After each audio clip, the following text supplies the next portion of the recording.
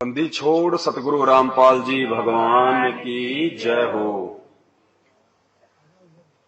परमपिता परमात्मा, सारी सृष्टि के रचनहार, कुल मालिक, असंख्य ब्रह्मांडों के स्वामी, जगत गुरु, तीनों लोकों में प्रवेश करके सबका पालन पोषण करने वाले राजाधिराज, आत्माधार, नाथों के नाथ, देवों के देव महादेव, सर्वेश्वर महेश्वर मृत्युंजय, अजरो अमर, आदि अनादि सनातनी प्रभु, जगत पिता जगदीश्वर, श्री श्री 1008 की उपाधि के वास्तविक अधिकारी, अकाल मूरत सत स्वरूपी राम, वासुदेव सर्वगतम ब्रह्म, परम पूज्य प्रथम पूज्य, परम संत, परम पुरुष, परम धनी, परम दयालु, सत्य कबीर, हक्का कबीर, अल्लाहु अकबर, अल्लाहु कबीर, अल्लाह ताला, जगत के तारणहार, जगत के मुक्तिदाता, जगत के जगन्नाथ, हारे के सहारे, हिंदुओं के राम प्रभु, मुसलमानों के अल्लाह, ईसाइयों के मसीह, सिखों के वाहे गुरु, दया के सागर दया निधि, करुणा के सागर करुणा दीदी, असली मर्यादा पुरुषोत्तम संत शिरोमणि सतगुरु रामपाल जी परमेश्वर जी के चरण कमल में देश विदेश से हम सभी सत्सेवक भाई बहनों का अनंत कोटि दंडवत प्रणाम। आज परमपिता परमेश्वर जी के आशीर्वाद से, उनकी असीम रजा से मध्य प्रदेश के भोपाल में सात संगति की मेहर हुई है। इस मेहर के लिए, इस रजा के लिए हम परम पूज्य सतगुरु रामपाल जी भगवान का बारंबार दंडवत प्रणाम करते हैं। हम उनका कोटि कोटि धन्यवाद करते हैं। हे परमपिता परमेश्वर, आप अपने सत्सेवक बच्चों पर इसी प्रकार से अपनी मेहर, अपनी नजर बनाए रखना। बंदी छोड़ सतगुरु रामपाल जी भगवान की जय हो। ग्रीव नमो नमो शतपुर शकूं, नमस्कार गुरु की मैं, सुर नर मुनि जन साधुआ, संतों सर्वस दीनहि, सतगुरु साहिब संत सब दंडोतम, आगे पीछे मध्य हुए तिनको जा कुर्बान, नराकार निर्विषम काल जाल भय,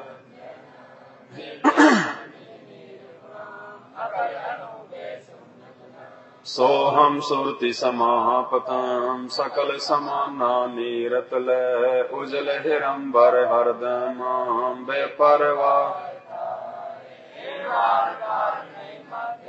गरीब जो सुमर सिद्ध होई, गणनायक गलताना, करो अनुग्रह सोही, आदि गणेश मनाऊं, गणनायक देवन देवा, चरण कमल लो ल्याऊं, आदि अंत करु सेवा, परम शक्ति संग हृदय सिद्धि दाता,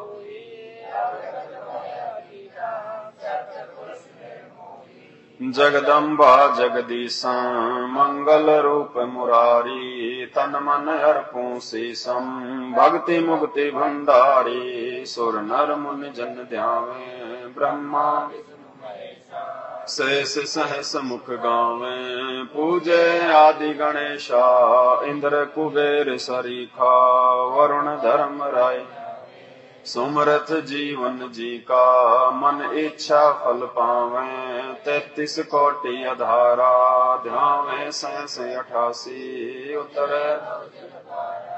कटहे यम की फांसी, 33 कोटि अधारा, ध्यावे 88 उत्तर भवजल, कटहे यम की फांसी। ओम को साइड में कर दो, स्पीकर की आवाज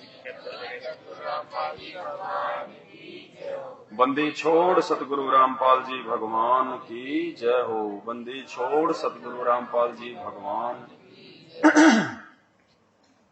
सत्साई भाइयों बहनों,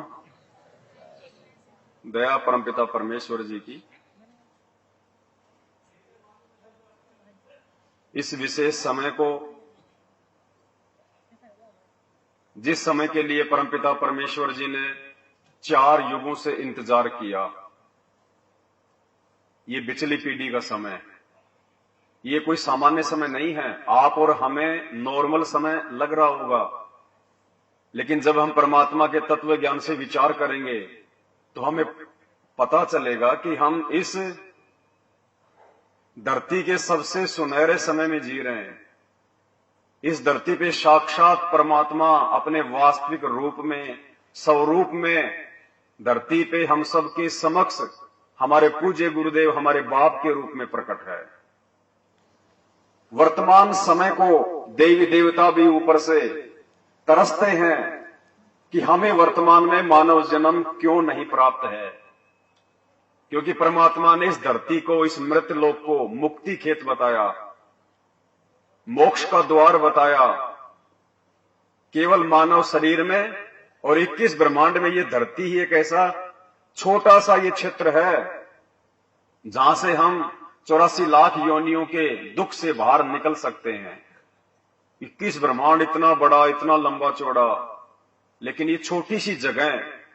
अब आप विचार करो, वर्तमान समय में कलयुग की बिचली पीढ़ी में आप और हमारा जन्म, मानव जन्म, धरती पे जन्म, ऊपर से सतगुरु रामपाल जी भगवान की शरण, और उसके बावजूद फिर साध संगति मिल जाना।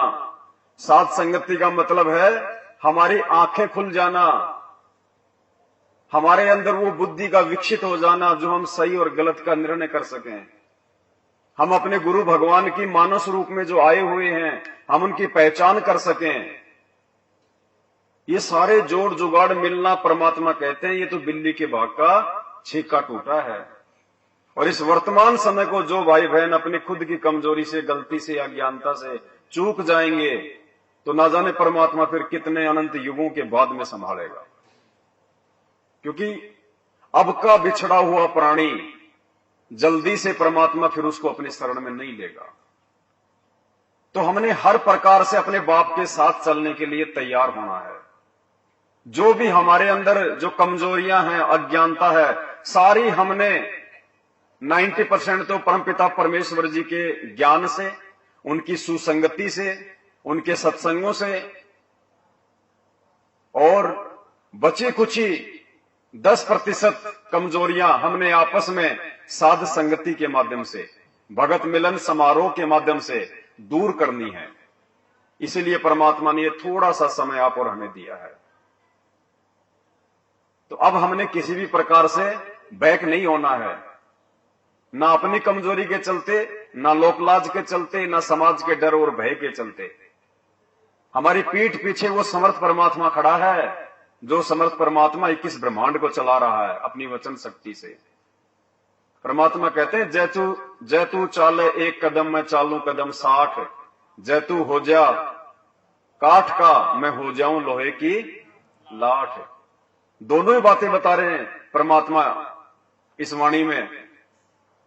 अगर तू मेरे लिए, मेरे ज्ञान को समझ के एक कदम भी आगे को बढ़ाएगा, वो चाहे नाम सुमरण में हो, चाहे दान धर्म में हो, चाहे सुकर्म में हो, तो परमात्मा कहते हैं मैं तेरे लिए 60 कदम बढ़ाऊंगा, 60 कदम।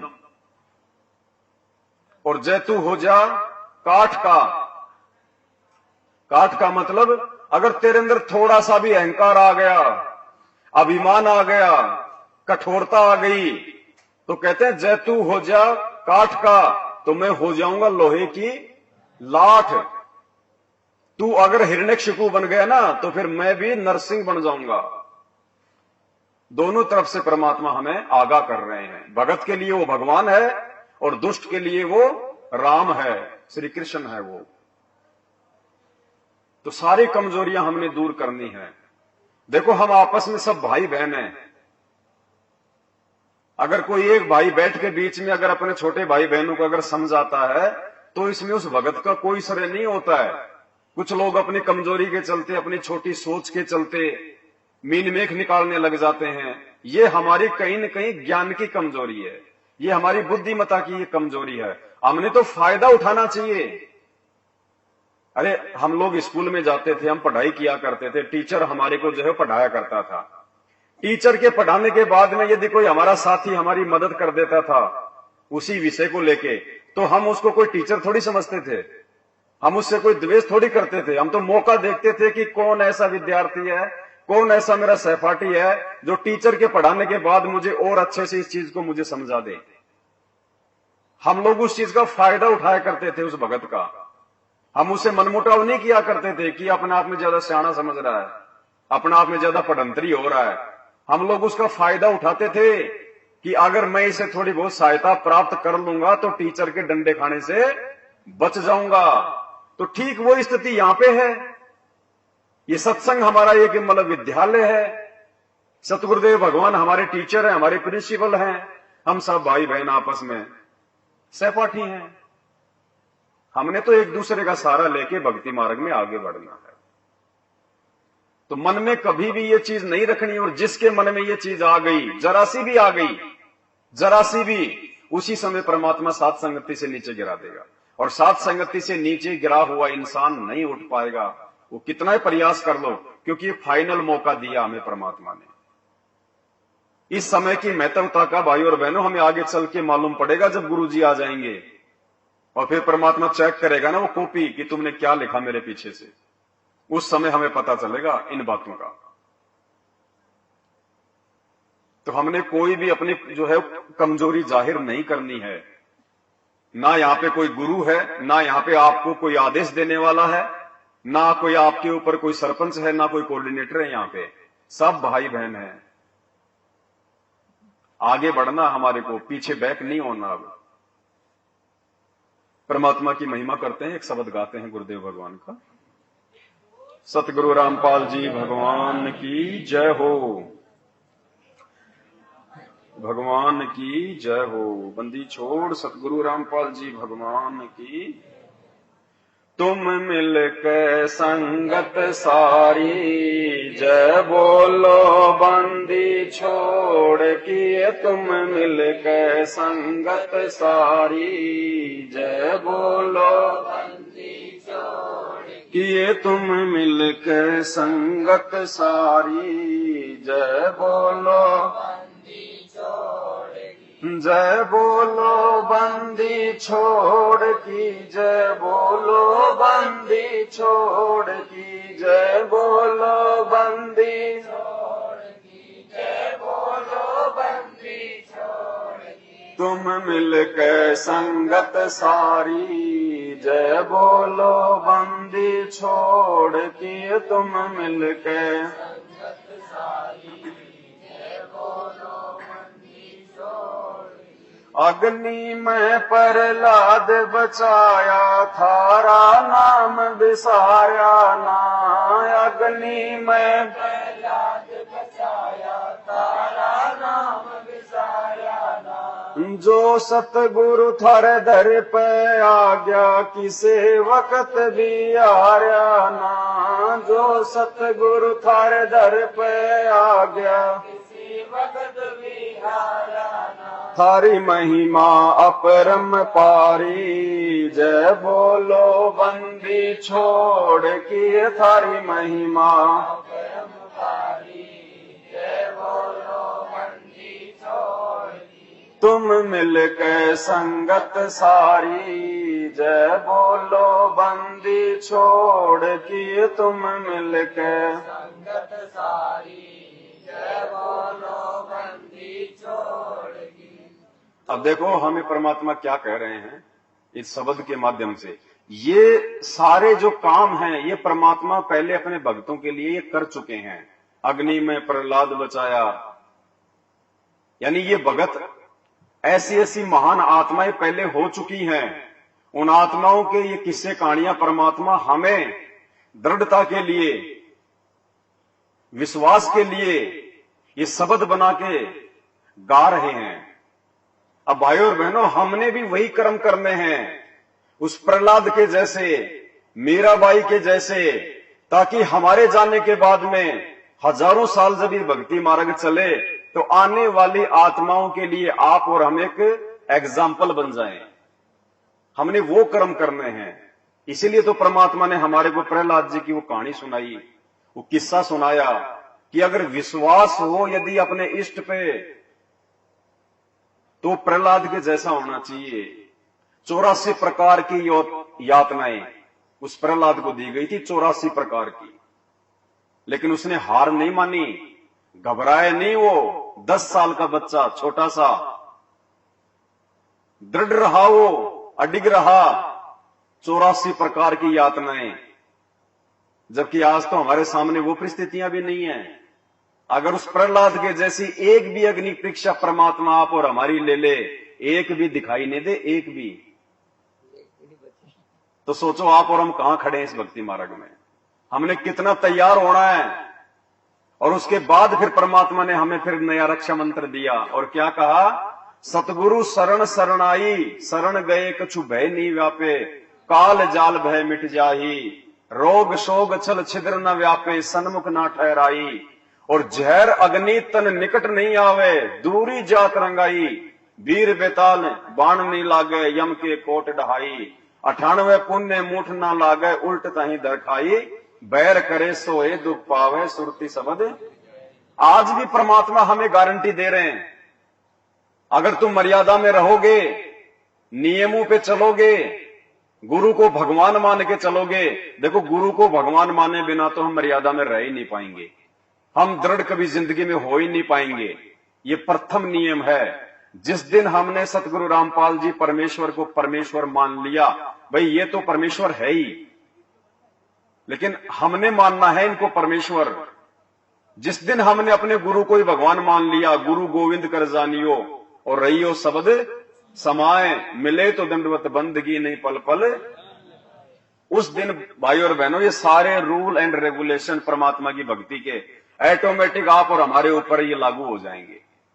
परमात्मा जरा सी भी आंच नहीं आने देगा अपने भगत को, जरा सी भी आंच। जहर अग्नि तन निकट नहीं आवे, दूरी जात रंगावे, 98 पुण्य मूठ ना लागे, 98 प्रकार के जादू जंत्र ये टोने टोट के परमात्मा ने बताए दुनिया में, 98 प्रकार के, जिससे लोगों को मतलब दुख पहुंचाया जाता है। कहते हैं मेरे भगत के एक भी टोना टोट का काम नहीं करेगा, एक भी, वो करने वाला ही उल्टा मुसीबत में आ जाएगा। और जब हम परमात्मा की विधिवत भक्ति करेंगे, और देखो ये कितनी बड़ी मेहर है गुरुदेव भगवान की, ये विधिवत भक्ति समझाने के लिए, ये करवाने के लिए परमात्मा ने साध संगतियों का रास्ता चुना है। भाई जुड़े तो हम पहले भी थे परमात्मा से, साध संगतियां तो उनके जेल जाने के बाद में शुरू हुई है। उनके उन्हीं सत्संगों के आधार से आज हम उनकी चर्चा कर रहे हैं। तो ये सत्संग तो परमात्मा ने पहले से ही कर रखे हैं, लेकिन आज से पहले ना हमें भक्ति समझ में आ रही थी, ना हमें गुरु समझ में आ रहा था, बस भगवान भगवान तो समझ में आ गया था कि दाढ़ी मूंछ वाला कबीर जी भगवान, वो तो हमें समझ में आ गया था। बाकी कोई विशेष कोई परिवर्तन, कोई बदलाव हमारे भक्ति मार्ग में, हमारे जीवन में नहीं था। हम लोग 70% भगत होने के बावजूद भी जगत भाव में थे। ब्याह शादी में जाना, छोटे मोटे फंक्शन में जाना, वो एक खाना पीना, वो ही मतलब सिंगर के रहना, सोने चांदी जो है वो धारण करना, बात बात पे कोई लड़ाई झगड़ा गुस्सा कर लेना, मनमुटाव कर लेना, रिश्वत देना लेना, छोड़ा हमने कुछ भी नहीं था। ये था कि हमने अपने गुरु बना लिए, हमारे गुरुजी बहुत अच्छे हैं और हमारे गुरुजी ने शास्त्र दिखा के भगवान की पहचान करवा दी, बस हमें इतना ही पता था। बाकी 20-30% से ज्यादा हमने अपने जीवन में बदलाव नहीं किया था। अब परमात्मा ने हमें सारी चीजें विधिवत रूप से जो है वो समझवाई हैं साध संगति के माध्यम से। और जब हम परमात्मा की इस भक्ति मार्ग पे 50% भी ठीक ठाक तरीके से जिस दिन हम चलने लग गए, उस दिन भी परमात्मा छोटी सी भी जो है चोट नहीं आने देगा अपने बच्चे के, छोटी सी भी। यदि हम लोग 50% भी इस भक्ति मार्ग पे जैसा हमें गुरुजी चाहते हैं बनाना, यदि हमने चलना शुरू कर दिया, तो आज हमारे 90% भाई बहन महादुखी हैं। ये तो जग जाहिर नहीं हो रहा। भगत लोग आपस में किसी से चर्चा नहीं करते कि गुरुजी की बदनामी होगी, बेइज्जती होगी, इनके आश्रमों में लोग मर रहे हैं, बाहर ये खबर नहीं आने देते। दास के पास में बड़ी मुश्किल से समाचार आया, कोई सेवादार वहां गया हुआ था सेवा के लिए, धनाना आश्रम में सेवा करते करते 3 भगत जो है मिट्टी की ट्रॉली के नीचे दब के वहीं मर गए। आज तक इन लोगों ने उस बात को बाहर नहीं आने दिया। अब बताओ वहां पे भगवान बैठा है। तो भाई और बहनों, कुछ नहीं है उधर, ये सात संगतियों पे परमात्मा ने मेहर बख्शी है।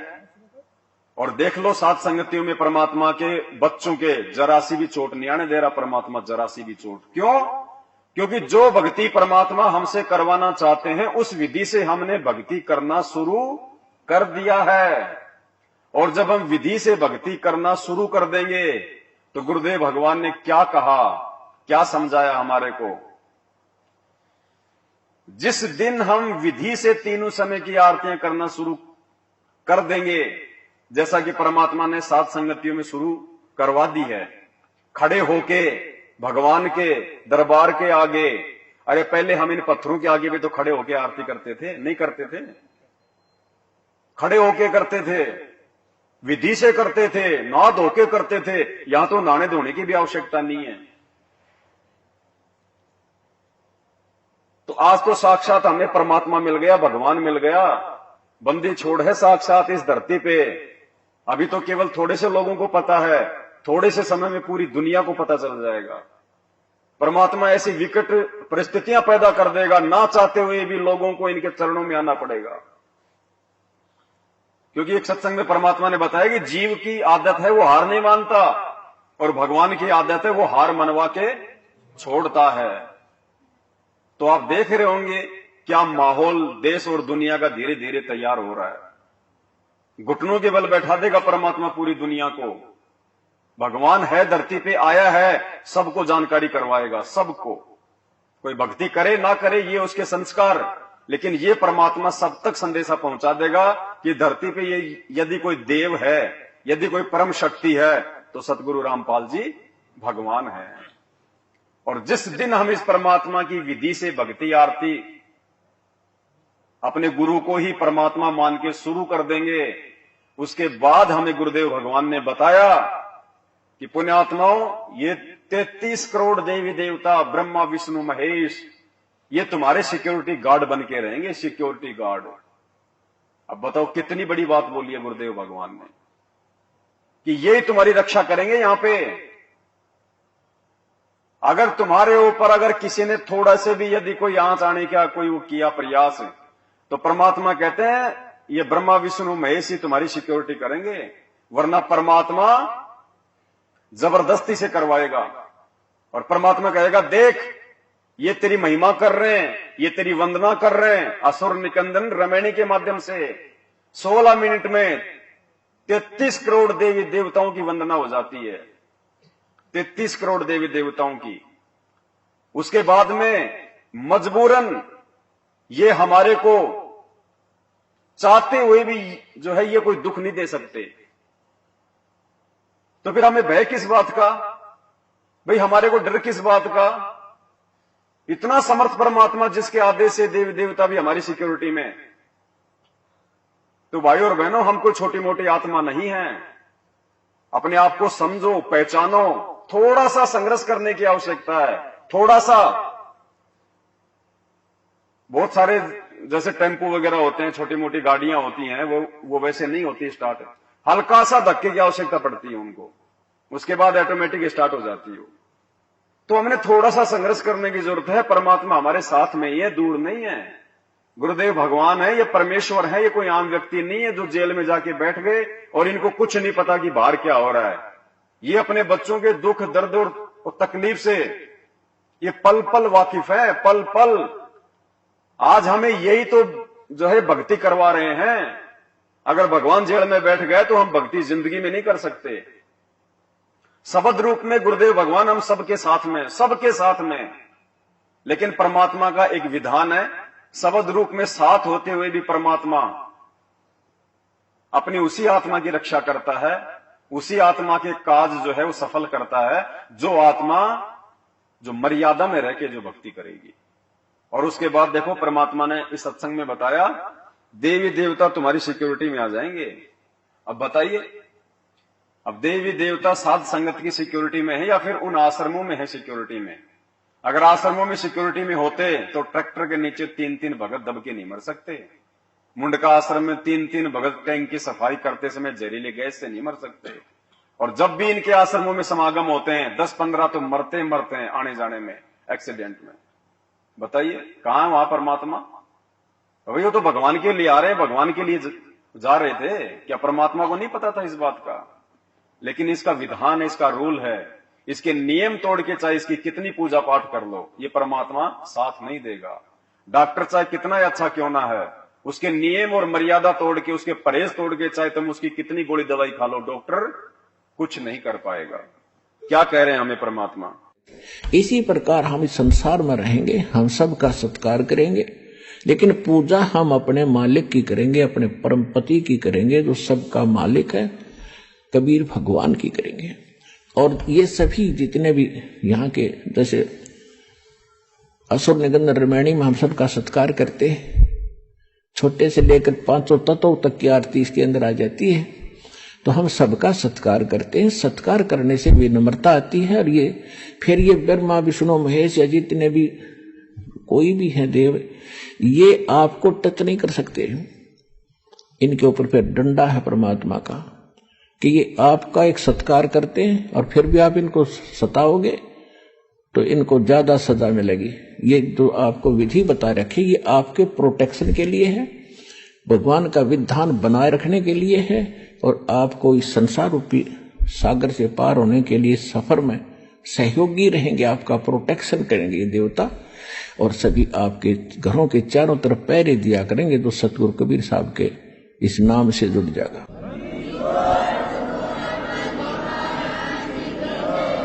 क्योंकि जैसे कोई प्रधानमंत्री या राष्ट्रपति का कोई नुमाइंदा है, कई शहर में रह रहा है, तो उसकी सुरक्षा और उसकी इज्जत की रक्षा, धन की रक्षा करना वहां के मुख्यमंत्री की जिम्मेवारी होती है।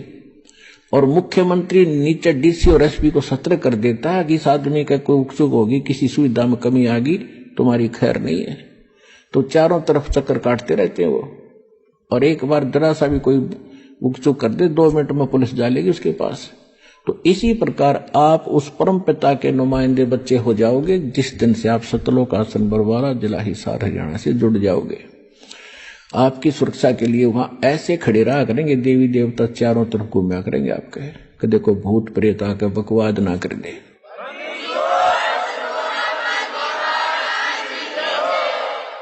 तो भाइयों और बहनों, ये समर्थ का वचन है, ये किसी आम व्यक्ति के शब्द नहीं है। खुद साक्षात वो कबीर परमात्मा धरती पे संत रामपाल जी के रूप में आके अपने आप को छुपाते हुए ये बातें बोल रहे हैं कि तुम उस कबीर परमात्मा के नुमाइंदे हो गए। जिस दिन हम सतगुरु रामपाल जी भगवान से उपदेश प्राप्त कर लेते हैं, हम उस कबीर परमात्मा के बच्चे हो जाते हैं। सतगुरु स्वयं ही कबीर परमात्मा है। और उस दिन के बाद से यदि हम मर्यादा में रह के भक्ति करेंगे, उसके बाद फिर देखना, भूत प्रेत तो छोड़े तो बहुत छोटी मोटी चीज है। यहाँ का काल हमारे को छू नहीं सकता, हमारे को हाथ नहीं लगा सकता। हम उस समर्थ के बच्चे हैं। आज अगर किसी को इस बात का पता चल जाए कि ये प्रधानमंत्री का बेटा है या फिर ये राष्ट्रपति का बेटा है, लोग उसका सत्कार करते हैं। बड़े बड़े लोग हाथ जोड़ेंगे, हाँ जी नमस्कार जी, राम राम जी, आओ जी हमारे घर पे भी आओ जी। तो हम तो राष्ट्रपतियों के राष्ट्रपति सतगुरु रामपाल जी भगवान के बच्चे हैं, जिनकी सत्ता सबके ऊपर है, जिनसे ऊपर कोई नहीं है। और फिर भी हमारे भगत भाई बहनों की ऐसी जो है दुर्गतियां हो रही हैं। भूत प्रेत से वो परेशान, आरी बीमारी से वो परेशान, अकाल मौतें उनकी हो रही हैं, घर में लड़ाई झगड़े उनके। तो बताओ कहां फिर सतगुरु का आशीर्वाद है उनके घरों में? अब सतगुरु की इसमें क्या कमी भाई? इसलिए तो परमात्मा सत्संगों में रोते हैं कि भाइयों इतना तुम्हें ज्ञान दे दिया, इतना समझा दिया, अब और क्या हनुमान जी की तरह सीना फाड़ के दिखाऊं कि मैं ही परमात्मा हूं? अब उसके बाद तो भाई कमजोरी हमारी है, फिर सतगुरु की कमजोरी नहीं है। और जिन जिन आत्माओं ने सतगुरु को भगवान मान लिया और विधिवत मर्यादा में रह के अपनी भक्ति जो है वो कर रहे हैं, खुद मतलब जागृत होके, एक तो होता है कि घर वाले बोले तब जाके वो आरती के लिए उठे, और एक उसको खुद को इस बात की चिंता रहे कि कहीं 2 से ऊपर ना चले जाएं, कहीं आरती का समय उपचुक ना हो जाए। एक तो वो भगत, और एक जब तक उसके घर वाले, उसकी पत्नी, उसके माँ बाप उसको 3-4 बार नहीं बोल दे रहा आरती कर ले, तब तक जो उठ ही नहीं रहा तो वो भगत नहीं है, भले वो आरती भी कर रहा है। जब तक हमारे अंदर खुद ये चिंता नहीं बनेगी इस भक्ति को लेके, मर्यादाओं को लेके, तब तक हम भगत नहीं बन सकते। तो आप और हमने अब इतने दिन हो गए हैं, उस स्थिति में आ जाना है। हमने खुद आगे बढ़ना होगा इस भक्ति मार्ग में। परमात्मा ने हमें इतना रिचार्ज कर दिया, जैसे किसी खिलौने में चाबी भर देते हैं, 10-15 सेकंड तक वो चलता है ना अपने आप। अरे कम से कम उतना तो चलो।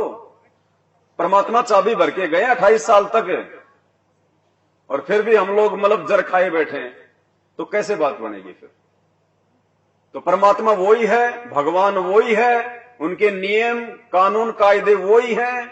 जो लाभ परमात्मा ने आज से पहले मीरा को दिया, जो है धन्ना जी को दिया, प्रहलाद जी को दिया, जो जो चमत्कार किए परमात्मा ने आज से पहले अपनी आत्माओं के साथ में, आज भी भगवान वही है, उसके गुणों में कोई बदलाव नहीं है।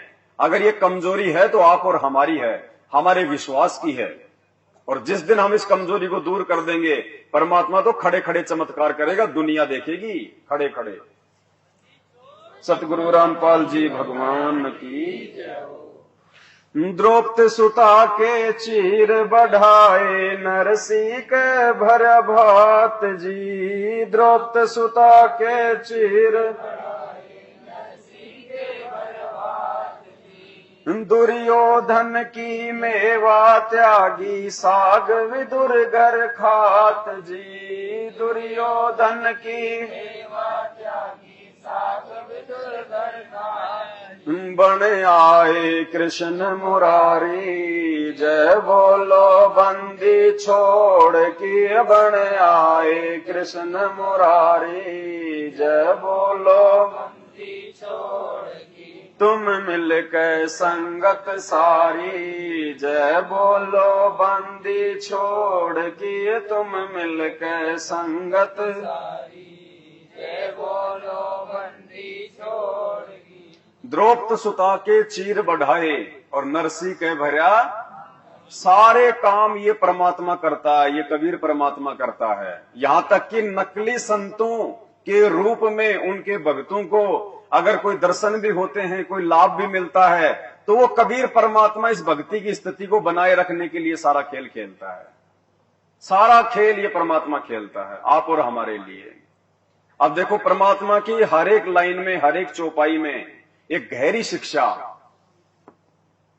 आज सरेआम हम भगत भाई बहनों के धन का, दान का दुरुपयोग किया जा रहा है। अंधे होके बेचारे सतलोक आश्रम मैनेजमेंट हरियाणा को दान कर रहे हैं, और उनकी आंखों के सामने उनके धन का, उनके दान का दुरुपयोग हो रहा है। जो परमात्मा हमें ताश तक खेलने के लिए मना करता है, अगर कोई ताश खेल रहा है उसके पास में बैठने के लिए भी मना करते हैं कि बेटा तेरा समय बर्बाद होगा, तेरी जो है सांसें बर्बाद होंगी। मोबाइल में परमात्मा हमारे को वीडियो गेम खेलने के लिए मना करते हैं। हमने अपने बच्चों को भी मोबाइल में कोई कार्टून या वीडियो गेम वगैरह जो है चला के नहीं देने हैं। यहां तक परमात्मा भक्ति मार्ग पे हमारे को पाबंद कर रहे हैं। और उसी परमात्मा के नाम की आड़ में, उसी परमात्मा के बच्चों के ज्योति पाठ और दान के पैसों से धनाना गांव में गुरुदेव के परिवार वालों ने बैडमिंटन का स्टेडियम बनवा दिया। परमात्मा के नियमों की जो है धज्जियां उड़ाते हुए। अब देखो यहां क्या कह रहे हैं परमात्मा, अगर वो दान धर्म यदि उन पुण्यात्माओं ने सोच समझ के किया होता, ज्ञान को आधार बना के किया होता, तो आज उनके कर्म ना फूटते और आने वाले समय में उनकी दुर्गतियां ना होती जो होनी अभी शेष हैं। द्रौपदी सुता के चीर बढ़ाए, क्यों बढ़ाए परमात्मा ने द्रौपदी के चीर? द्रौपदी ने कोई परमात्मा के परिवार वालों को दान धर्म नहीं किया था। द्रौपदी ने किसी ऐरे गहरे को दान धर्म नहीं किया था। द्रौपदी ने कोई अपने भगत भाई बहनों को दान नहीं किया था। द्रौपदी ने एक सुपात्र को दान किया था, पूर्ण परमात्मा को जो है वो दान किया था। आवश्यकता पड़ने पर उन्होंने दान किया था। देखा देखी में नहीं किया कि आश्रमों में पाठ चल रहे हैं, चलो मैं भी पाठ करवा दूं। मेरे कोऑर्डिनेटर का यह आदेश आ गया, दान करो, चलो मैं भी जो है दान कर देता हूं। क्या बताया हमें परमात्मा ने? द्रौपदी ने अंधे महात्मा को, और अंधा महात्मा कौन था? खुद वो कबीर परमात्मा। जब द्रौपदी जनाना घाट पे नहाने के लिए जा रही थी अपनी सहेलियों के साथ में, उधर से वो कबीर परमात्मा नदी में एक अंधे महात्मा का रोल करके नहाने के लिए जो है वो नदी में उतर गया। और परमात्मा ऐसी लीला कर रहे हैं, हाथ मार रहे हैं ऐसे बिल्कुल अंधे की भूमिका में, जैसे उनका कुछ खो गया हो। द्रौपदी ने देखा भाई महाराज जी नदी में क्यों खड़े हैं, और बाद में जब उसने अपने ध्यान दृष्टि से देखा कि भाई महाराज जी तो बिल्कुल निवस्त्र हैं, लगता है इनका कपड़ा जो है पानी में बह गया और ये शर्म के मारे बाहर नहीं आ रहे। द्रौपदी ने अपनी साड़ी फाड़ी, अपनी साड़ी थोड़ी थोड़ी साड़ी फाड़ के उसके पास में भेजने लगी, लेकिन वो कपड़ा उसके हाथ में नहीं लगा। ध्यान से सुनना, देखो कितना बड़ा रहस्य है। और परमात्मा ने बताया कि द्रौपदी ने 8 बार अपनी साड़ी को फाड़ के अंधे महात्मा के पास में वो टुकड़ा भेजने का प्रयास किया, लेकिन वो टुकड़ा उसके पास में नहीं पहुंचा। लास्ट में उसने बड़ी सी एक लकड़ी ली, अपनी साड़ी फाड़ के वो टुकड़ा उसमें फंसा के और उसके हाथ के पास में कर दिया जहां वो हाथ मार रहा था। वो एक टुकड़ा साड़ी का, वो एक लीर उस अंधे महात्मा को हाथ लगी। और परमात्मा ने जब द्रौपदी का चीर बढ़ाया तो गुरुदेव ने अपने सत्संग में क्या बताया कि उस एक लीर के कारण और हो गए चीर अपार, जय मैंने पहले बेरा होता मैं देती सब कुछ। फिर उस सत्संग में गुरुजी हमें समझा रहे हैं विशेष तौर से कि वैसे तो द्रौपदी ने लगभग पूरी साड़ी फाड़ दी थी, लेकिन अंधे महात्मा के केवल एक लीर हाथ लगी, केवल एक टुकड़ा, और उसी एक टुकड़े के प्रतिफल में परमात्मा ने उसके चीर बढ़ाए। तो भाई और बहनों, द्रौपदी ने दान तो साड़ी का किया था, जो टुकड़े महात्मा के हाथ नहीं लगे वो भी तो दान ही किया था उसने, लेकिन परमात्मा ने उस दान को दान में नहीं गिना। जो दान सुपात्र के हाथ में नहीं गया, जो दान सुपात्र के हाथ नहीं लगा, वो दान नहीं होता। तो आज हमारे गुरुदेव भगवान तो जेल में बैठे हैं, उनको 2 टाइम का खाना, 2 जोड़ी कपड़ा सरकार दे रही है। आप और हम दान धर्म कहां कर रहे हैं? आप और हमारा ज्योति पाठ का पैसा कहां जा रहा है? सुपात्र के हाथ नहीं लग रहा। इसी कारण दान धर्म करते करते भी जो है आज किसी को भी सद्बुद्धि नहीं आ रही, किसी को भी।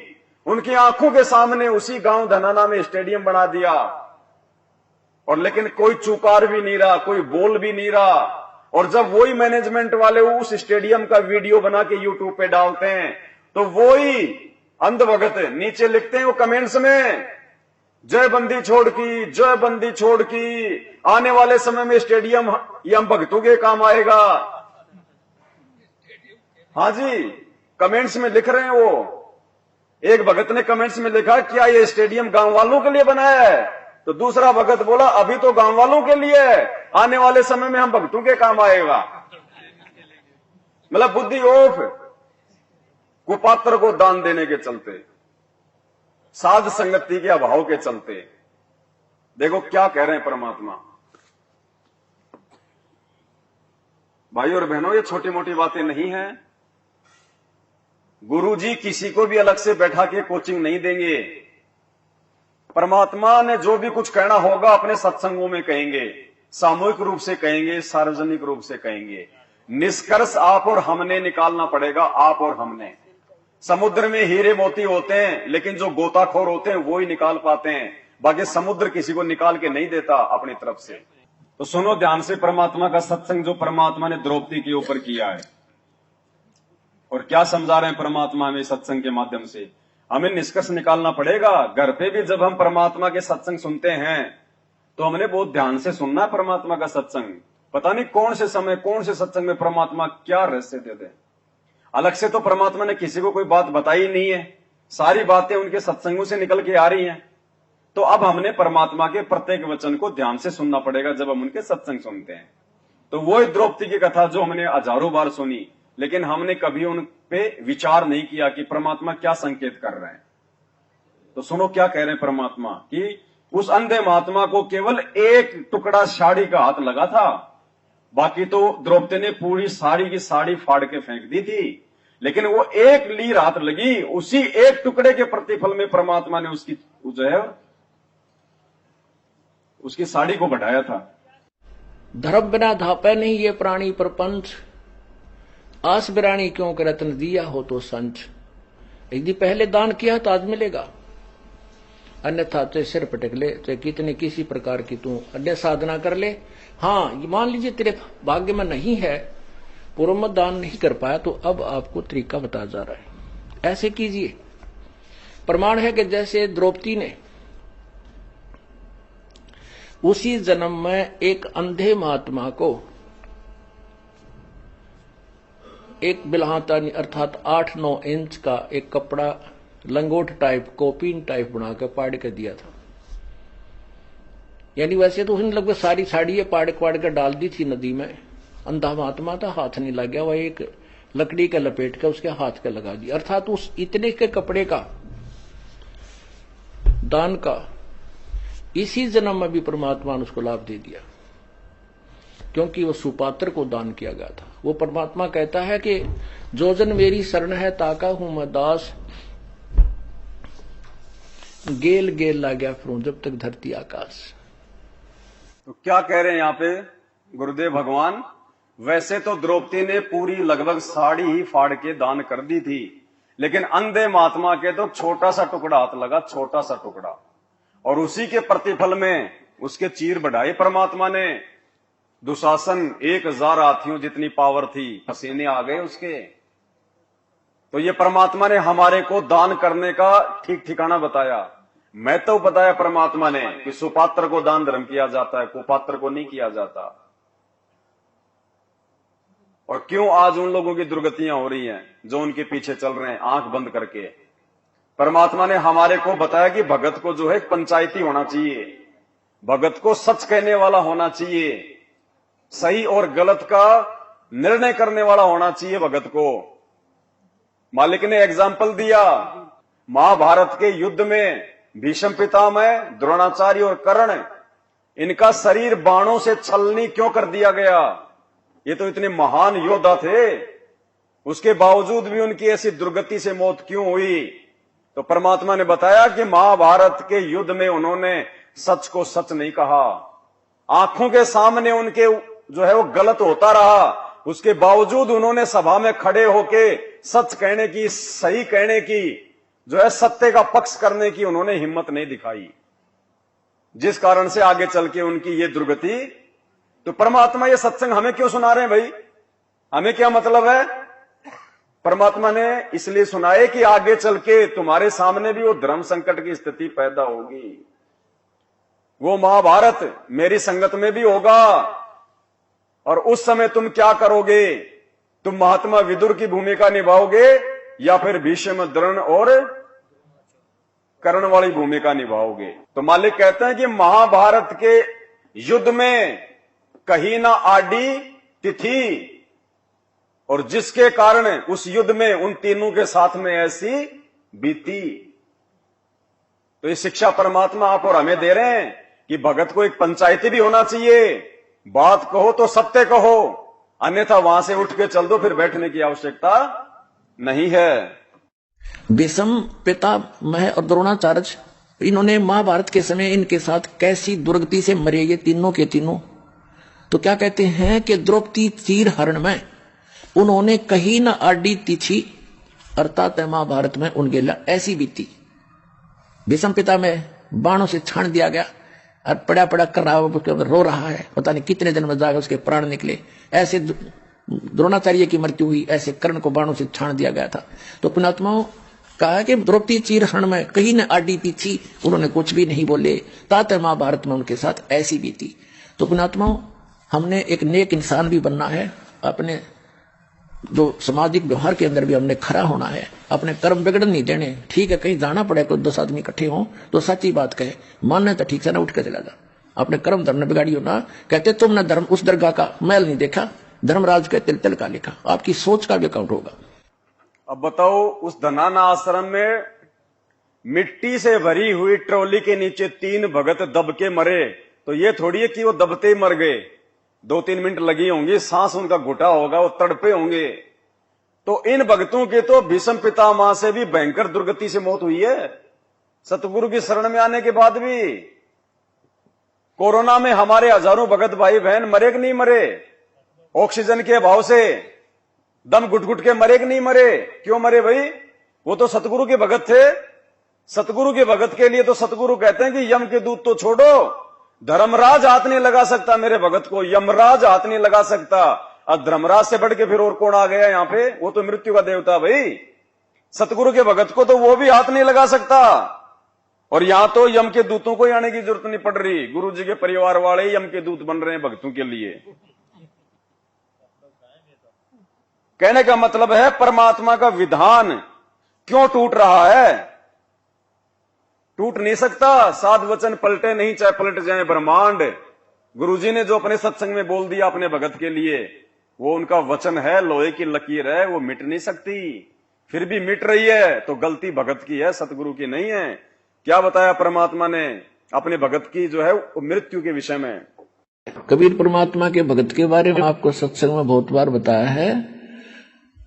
कबीर परमेश्वर की जो या सत भक्ति जो करता है, उसके निकट काल के दूत, यम के दूत तो बहुत दूर की बात है, यमराज नहीं आ सकता और धर्मराज नहीं आ सकता। आए हैं सो जावेंगे ये राजा रंग फकीरे, एक सिंहासन चढ़ चलो एक बंदे जात जंजीरे। तो भाई वहां तो धनाना में ना धर्मराज को आने की आवश्यकता पड़ी, ना यमराज को आने की पड़ी, ना ये धर्मराज के दूतों को आने की पड़ी।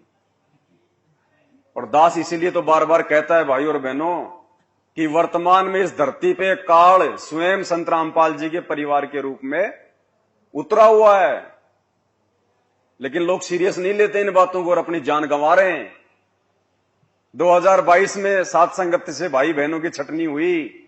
दास 1 साल से बोल रहा था कि 2022 लास्ट का समय, 2022 का लास्ट का समय सात संगति की छटनी का समय है।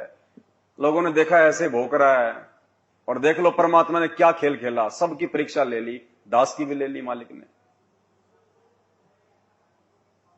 तो ऐसा नहीं है भाई, मैं कोई अपनी मर्जी से नहीं बोलता सात संगति में आके, ना मुझे अधिकार है, और अपनी मर्जी से बोलूंगा तो कोई पागल नहीं बैठे सामने जो मेरी हर बात को मान लेंगे। हर बार सात संगतियों को तोड़ने का प्रयास किया जाता है इस काल प्रेरणा से। ये केवल सत्य मार्ग से ही आत्माओं को भटकाता है, बाकी तो इसने भीड़ इकट्ठी कर रखी उन आश्रमों में जहां कोई ज्ञान नहीं, जहां कोई चर्चा नहीं, कोई सतगुरु की महिमा नहीं। उल्टा हमें वो लोग जो है दोष देते हैं कि तुम गुरुजी को भोग क्यों लगा रहे हो, तुम तो गुरुजी के श्राद्ध निकाल रहे हो। उनको इतना ही ज्ञान नहीं है, बताओ भोग लगाएं किसको लगाएं? अरे हम तो दाढ़ी मूछ वाले को लगा देंगे, लाके खड़ा कर दो हमारे सामने, कहां है? हम तो उसको लगा देंगे, लाओ कहां है? तो भाई और बहनों बिल्कुल अंधकार छाया हुआ है, अंधकार। आप और हम थोड़े बहुत जीव हैं जो इन चीजों को समझ पा रहे हैं। ये सद्बुद्धि परमात्मा ने ऑन कर रखी है, नहीं तो आप और हम भी उन्हीं भक्तों में से भगत हैं। ये विशेष मेहर है सतगुरुदेव भगवान की, सतगुरु रामपाल जी भगवान की। भक्तों के हितकारी बन के सबकी करो संभाल जी, भक्तों के हितकारी बन के सबकी करो संभाल जी। काशी जी में यज्ञ रचाई थारे नहीं मुके धन माल जी, काशी जी में यज्ञ रचाई थारे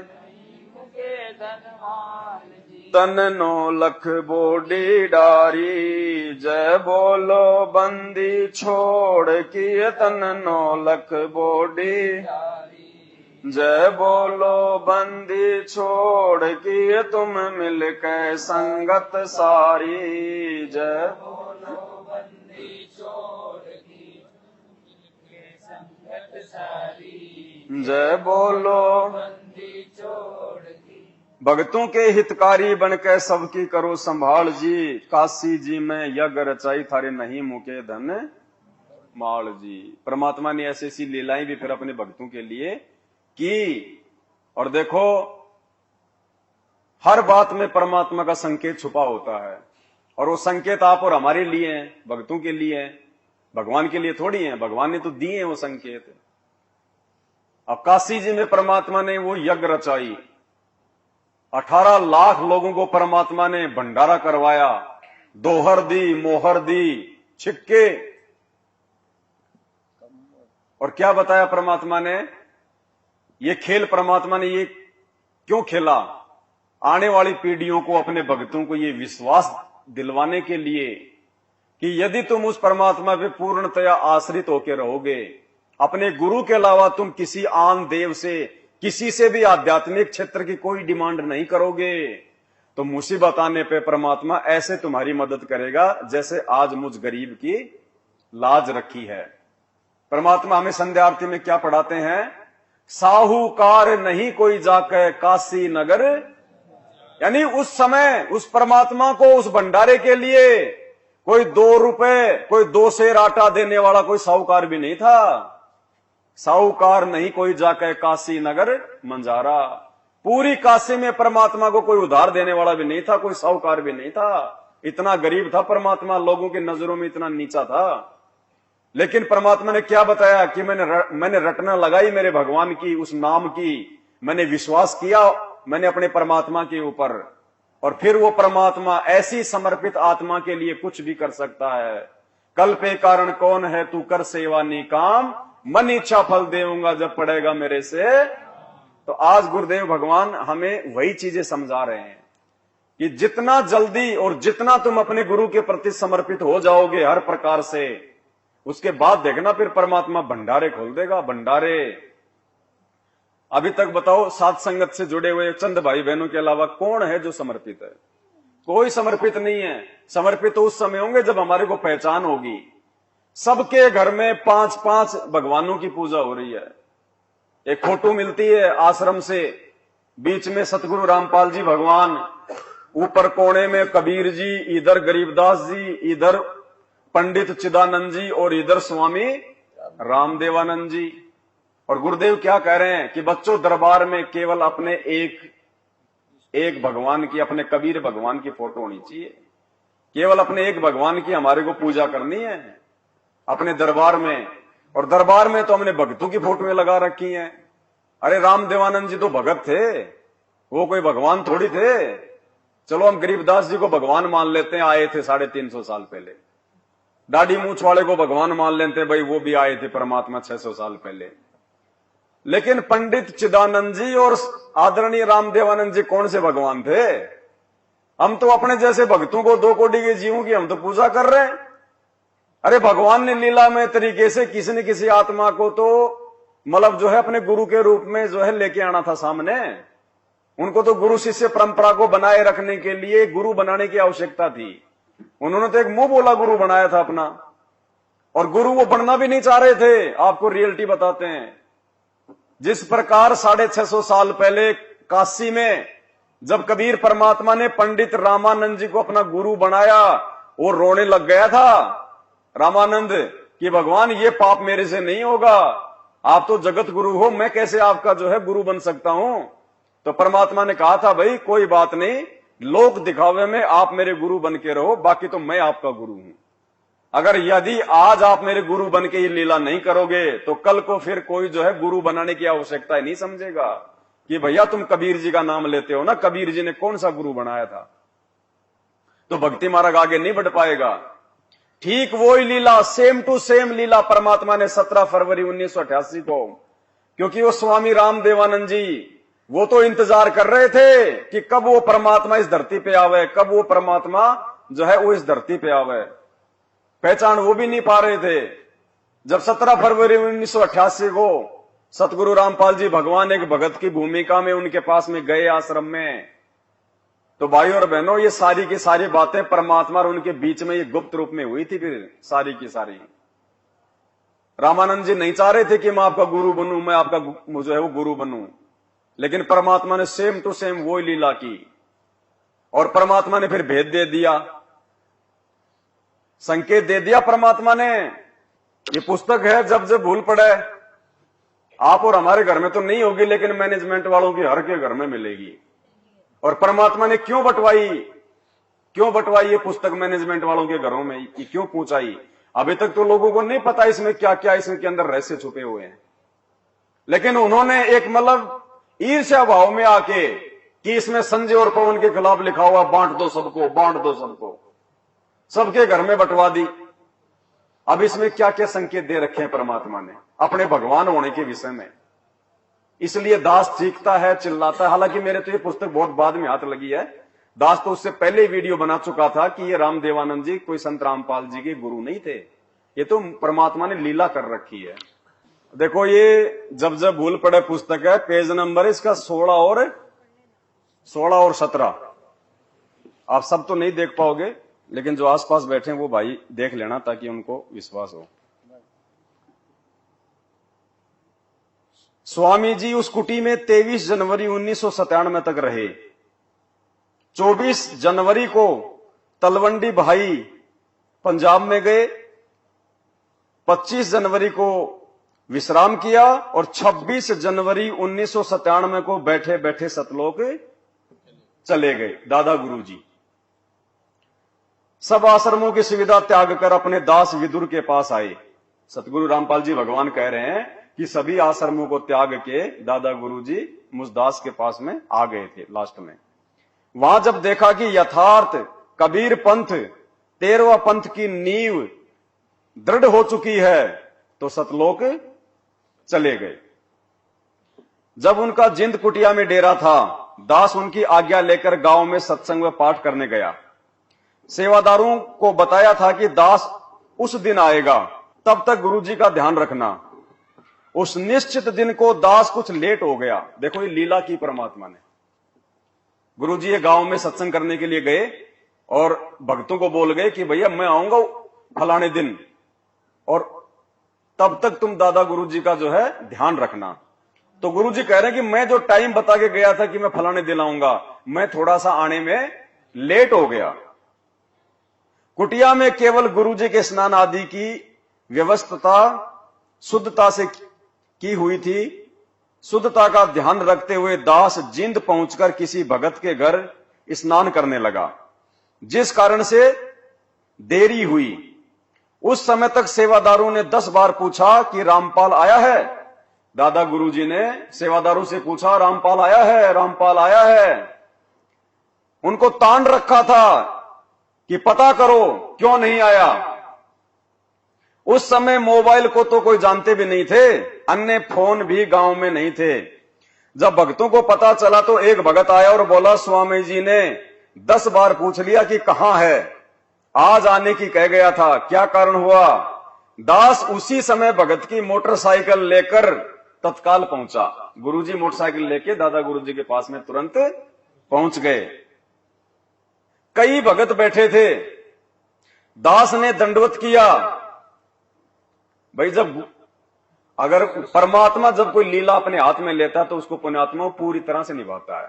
अंधे महात्मा की लीला की द्रौपदी के सामने तो अंधे वाली की, और जब उन्होंने एक भगत की भूमिका की 17 फरवरी 1988 को, तो भगत की भूमिका की परमात्मा ने, कोई पहचान नहीं सकता उसको। ये असली लीलाधर है।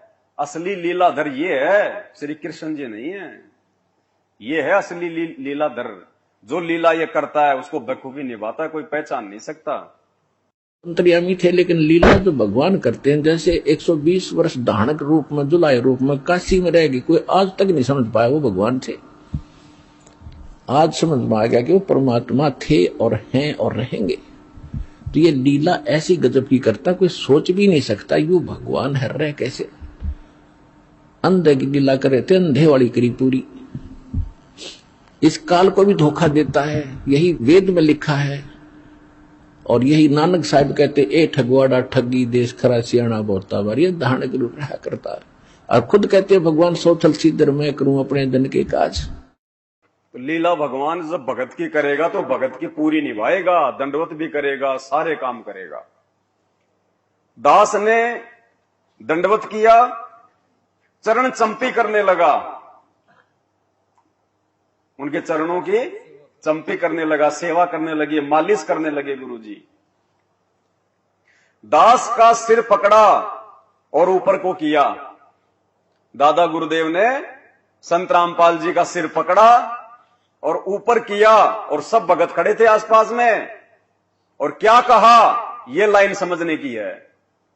क्या कहा, बोले मैंने भगवान पा लिया। क्या बोले, मैंने भगवान पा लिया। और देखो भगत जी क्या लिखा हुआ है, तेरा पाना दुर्लभ हो गया। संत रामपाल जी को कह रहे हैं उनका सिर पकड़ के, कि मैंने भगवान पा लिया और तेरा पाना दुर्लभ हो गया, मुश्किल हो गया। सतगुरु रामपाल जी भगवान की। दास चुप रहा। अब गुरु जी क्या बोले, समझना तो उन लोगों ने था जो आसपास में खड़े थे कि ये कौन है। गुरु जी चुप रहे, कुछ नहीं बोले, दास चुप रहा। गुरुदेव की अंतरात्मा की आवाज थी, यानी ये झूठ नहीं है। गुरुदेव कह रहे हैं कि ये झूठ नहीं है, ये उनकी अंतरात्मा की आवाज थी, क्योंकि उन्होंने पहचान लिया था, उनका एग्रीमेंट पहले हो चुका था। ये अंतरात्मा की आवाज थी। अगले दिन तनवंडी भाई वाले आश्रम में चले गए, वहां से सतलोक गमन किया। सतगुरु रामपाल जी भगवान की जय हो। तो भाई और बहनों, धरती पे कोई सामान्य व्यक्ति नहीं है, सामान्य पुरुष नहीं है। ये दुनिया तो भगवान को ना पहले पहचान पाई ना आगे पहचान पाएगी। पहचान वही पाएंगे जो अधिकारी हैं। मालिक कहते हैं ना, गोता मारूं स्वर्ग में जा बैठूं पाताल, गरीब दास ढूंढता फिरूं अपने हीरे मोती। तो जो हीरे मोती लाल होंगे वो ही पहचान पाएंगे। दास गरीब कहे नरलोई, सतगुरु चीने बिरला कोई बिरला ही पहचान पाएगा सतगुरु को, भगवान को, परमात्मा को। बाकी देख लो, उन्हीं से नाम दीक्षा लेके आप और हमारे भाई बहनों की क्या दुर्गति कर रखी है उन्होंने। इस भक्ति काल के समय में, वर्तमान समय में जो काल भगवान का दबाव है, जो प्रेशर है, और गुरुदेव शारीरिक रूप से आप और हमारे से दूर हैं, ऐसे समय में मर्यादा में रह के भक्ति करने और करवाने की ज्यादा आवश्यकता थी, ना कि सीमेंट के जो है कट्टे उठवाने की। ये भक्ति का समय है वर्तमान में, ये मर्यादाओं का समय है। और इस समय काल प्रेरणा से लाखों हजारों भक्तों को उन आश्रमों में जो है मिट्टी के कट्टे ढोने के लिए लगा दिया, तगारियों में लगा दिया। वो आश्रम नहीं बचाएंगे हमारे को, वो मजदूरी करने से नहीं बचेंगे हम। भक्ति की मजदूरी करनी पड़ेगी, भक्ति की मजदूरी। वो लोग तो अपने धार्मिक धंधे के लिए सब कुछ कर रहे हैं, हम क्यों मूर्ख बन रहे हैं उनके पीछे। तो जो विचार नहीं कर पा रहे, देख लो आज काल कैसे उनको जो है मजदूर बना के छोड़ दिया उनको भगत से। तो परमात्मा कहते हैं जब ये भगवान को लीला अपने हाथ में लेता है तो बिल्कुल सेम टू सेम वो ही लीला करता है। और इस लीलाधर को पहचानना खुद उसकी रजा के संभव नहीं है, कोई पहचान नहीं सकता। खुद के भगत तो नहीं पहचान पा रहे, खुद के घर वाले तो नहीं पहचान पाए। पहचान पाए क्या? दीपक तले तो हमेशा अंधेरा रहता है। तो ये तो परमात्मा की, सतगुरु की विशेष मेहर है आप और हमारे ऊपर, जो परमात्मा ने जानबूझ के हमारा वॉल्यूम खोला है बुद्धि का। कोई ये सोचे कि हमने समझ लिया गुरु जी को, लाख जन्म में नहीं समझ सकते। अनंत युगों से यहां आप और हम ये गधे कुत्ते सुअर बन रहे हैं। आज इस सतगुरु ने मेहर करी, हमारी बुद्धि का वॉल्यूम खोला परमात्मा ने, क्योंकि हम सब तो यंत्र हैं और वो है यंत्री। भाई चाहे पंखा चाहे कितना महंगा क्यों ना हो, जब तक उसका स्वामी नहीं चलाएगा वो चल जाएगा क्या अपने आप है? पंखे की कोई औकात नहीं, चाहे वो चांदी का क्यों ना हो। तो हम भक्तों की औकात नहीं, हम लोग तो यंत्र हैं, हमारा स्वामी वो है, हमारा रिमोट हमारे गुरुदेव के हाथ में है। काल भगवान ने क्या कहा इस गीता में कि बलवानों का बल और बुद्धिमानों की बुद्धि मेरे हाथ में है। और उस काल का रिमोट भी हमारे सतगुरुदेव जी के हाथ में है। तो ये मालिक की मौज भाई, वो किसका रिमोट ऑन करे किसका ऑन ना करे। मालिक कहते हैं सब सुमरे अपने अनुमाना, तो गति लखी न जाए, कहे कबीर कृपया कर जन पर ज्यों की त्यों। जिस पे सतगुरु मेहर करेगा उसी को एज इट इज ज्यों की त्यों समझ में आ सकती है, वरना नहीं आएगी। तो ये आप और हमारा कोई सौभाग्य है। मालिक कहते हैं ना, कोई जगह पुरबला भाग, तो हमारे कोई पिछले कोई भाग्य उदय हो गए, जो परमात्मा ने हमारे को ये सद्बुद्धि बख्शी, जो हम इतना सब कुछ समझ पा रहे हैं। इस भगवान को पहचानना महाभारत है, महाभारत। इसको तो काल नहीं पहचान पा रहा, वो भी धोखे में है। ऐसा जो है वो लीलाधर है। चुपचाप जाके जेल में बैठ गया, देखो चुपचाप।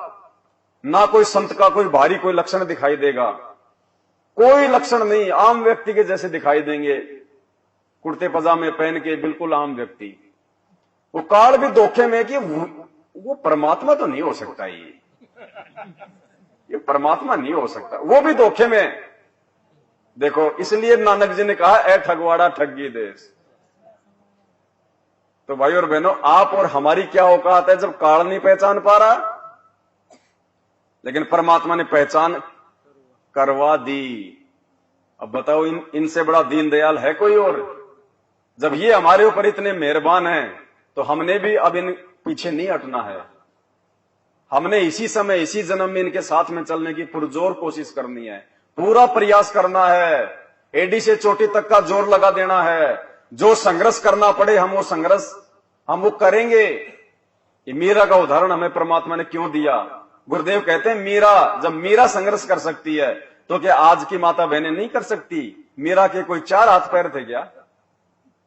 और आज तो इतना अच्छा समय है, आपको इतने अधिकार प्राप्त हैं, पता नहीं तरह तरह के संगठन बने हुए हैं, आप वहां जाके अपनी बातें भी रख सकते हो। यदि आपको कोई घर वाले ज्यादा है, अगर वो दबाव दे देते हैं तो भक्ति ना करने के लिए। और बाकी तो सबसे बड़ा संगठन हमारा गुरुदेव भगवान है, उनसे यदि हम रो रो के प्रार्थना करेंगे, परमात्मा सारे रास्ते खोल देगा, हमें कहीं जाने की आवश्यकता नहीं है। सतगुरु रामपाल जी भगवान की। गज और गरा लड़े जल भीतर, गज का फंद छुटाया था। गज और गरा लड़े जल भीतर, सम्मन के घर सतगुरु आए, सेऊ भेंट चढ़ाया था। सम्मन के घर सिर काट धरे अलमारी, जय बोलो बंदी छोड़ किए सिर काट धरे अलमारी। जय बोलो बंदी छोड़ तुम मिलकर संगत सारी, जय बोलो बंदी छोड़ किए तुम मिलकर संगत सारी, जय बोलो बंदी छोड़ की। अब सम्मन के घर पे परमात्मा गए, और देखो परमात्मा को भोग लगाने के लिए, भाई जब परमात्मा सम्मन के घर पे गए तो वो किस रूप में गए थे? क्या थे वो सम्मन के? गुरुजी थे ना। तो सम्मन ने किसको भोग लगाने के लिए अपने बेटे का सिर काटा? गुरुजी को। भोग की आरती में हम रोज पढ़ते हैं, आज मिलन बधाइयां जी संगते भोग गुरानो। किसको लगता है भोग? गुरुजी को, क्योंकि गुरुजी परमात्मा है, गुरुजी भगवान है। अरे सम्मन ने तो अपने गुरुदेव को भोग लगाने के लिए अपने इकलौते बेटे की गर्दन तक काट दी। और आज उसी गुरु को जब हम भोग लगाते हैं तो कहते हैं तुम तो गुरुजी के श्राद्ध निकाल रहे हो जीते जी। मतलब वो गुरुजी के जाने के बाद भोग लगाना शुरू करेंगे। ये बहुत बड़ी मेहर है परमात्मा की आप और हमारे ऊपर। ये सतगुरु की विशेष रजा के बिना ये बातें समझ में नहीं आ सकती। जब तक हम अपने वक्त गुरु को, प्रेजेंट गुरु को परमात्मा नहीं मानेंगे, हम लाख जन्म भी पार नहीं हो सकते। और जिस दिन हमने गुरु को भगवान मान लिया तो फिर भोग किसको लगाएंगे? और एक सत्संग में देखो गुरुजी क्या बात कह रहे हैं। एक 4 मिनट के सत्संग में परमात्मा ने सारा निचोड़ दे दिया। अगर पार होना है तो, मोक्ष प्राप्त करना है तो, एक एक लाइन को ध्यान से सुनना। जब आप त्रिकुटी पर पहुंचोगे वहां परमात्मा मिलेंगे इस दास के रूप में। जब हम त्रिकुटी पर पहुंचेंगे तो परमात्मा मिलेंगे इस दास के, कौन से दास के रूप में? सतगुरु रामपाल जी भगवान के रूप में। भाई जब हम त्रिकुटी पे जाएंगे और हमें वहां पे कोई अलग से परमात्मा नहीं मिलेगा, अलग से कोई भगवान नहीं मिलेगा। जो भगवान है, कोई भी है, अगर वो त्रिकुटी पर भी संत रामपाल जी का ही रूप बना के आएगा तो फिर वर्तमान में धरती पे क्या संत रामपाल जी के रूप में वो परमात्मा नहीं हो सकता? भाई जब हम त्रिकुटी पर भी नहीं पहचान पाएंगे और संत रामपाल जी का ही रूप बना के वो भगवान आएगा तो क्या पता वो भगवान वर्तमान में भी संत रामपाल जी के रूप में बैठा हो। भाई वर्तमान में वो ही संत रामपाल जी का रूप त्रिकुटी पे भी वही संत रामपाल जी का रूप, और सतलोक भी वही संत रामपाल जी छोड़ के आएंगे, तो भगवान कौन से दिन काम आएगा फिर? सिंहासन पे भी वही रूप है। और सैकड़ों भक्तों ने अपने इंटरव्यू दिए कि सतलोक के सिंहासन पे भी संत रामपाल जी बैठे हुए हैं, तो फिर वो तो भाई भगवान और है कौन? अगर है तो सामने क्यों नहीं आता? ये छुपन छुपाई खेलने का काम तो उस काल भगवान का है, वो नहीं आता सामने। तो परमात्मा ये साबित कर रहे हैं कि धरती पे तुम्हारे गुरु के रूप में खुद कबीर परमात्मा विद्यमान है, प्रकट है, मौजूद है। बहुत ध्यान से सुनना, ये सत्संग 4 मिनट का है। गुरुजी कह रहे हैं जब तुम त्रिकुटी पे जाओगे उससे पहले तुमसे सारी रिहर्सल, सारा अभ्यास यहीं धरती पे करवाया जा रहा है, क्योंकि सबसे बड़ी परीक्षा हमारी कहां होगी? त्रिकुटी पे। यहां नहीं होगी परीक्षा धरती पे। धरती पे तो खाली हमारे को पढ़ाई जा रही है, वो परीक्षा देने के लिए।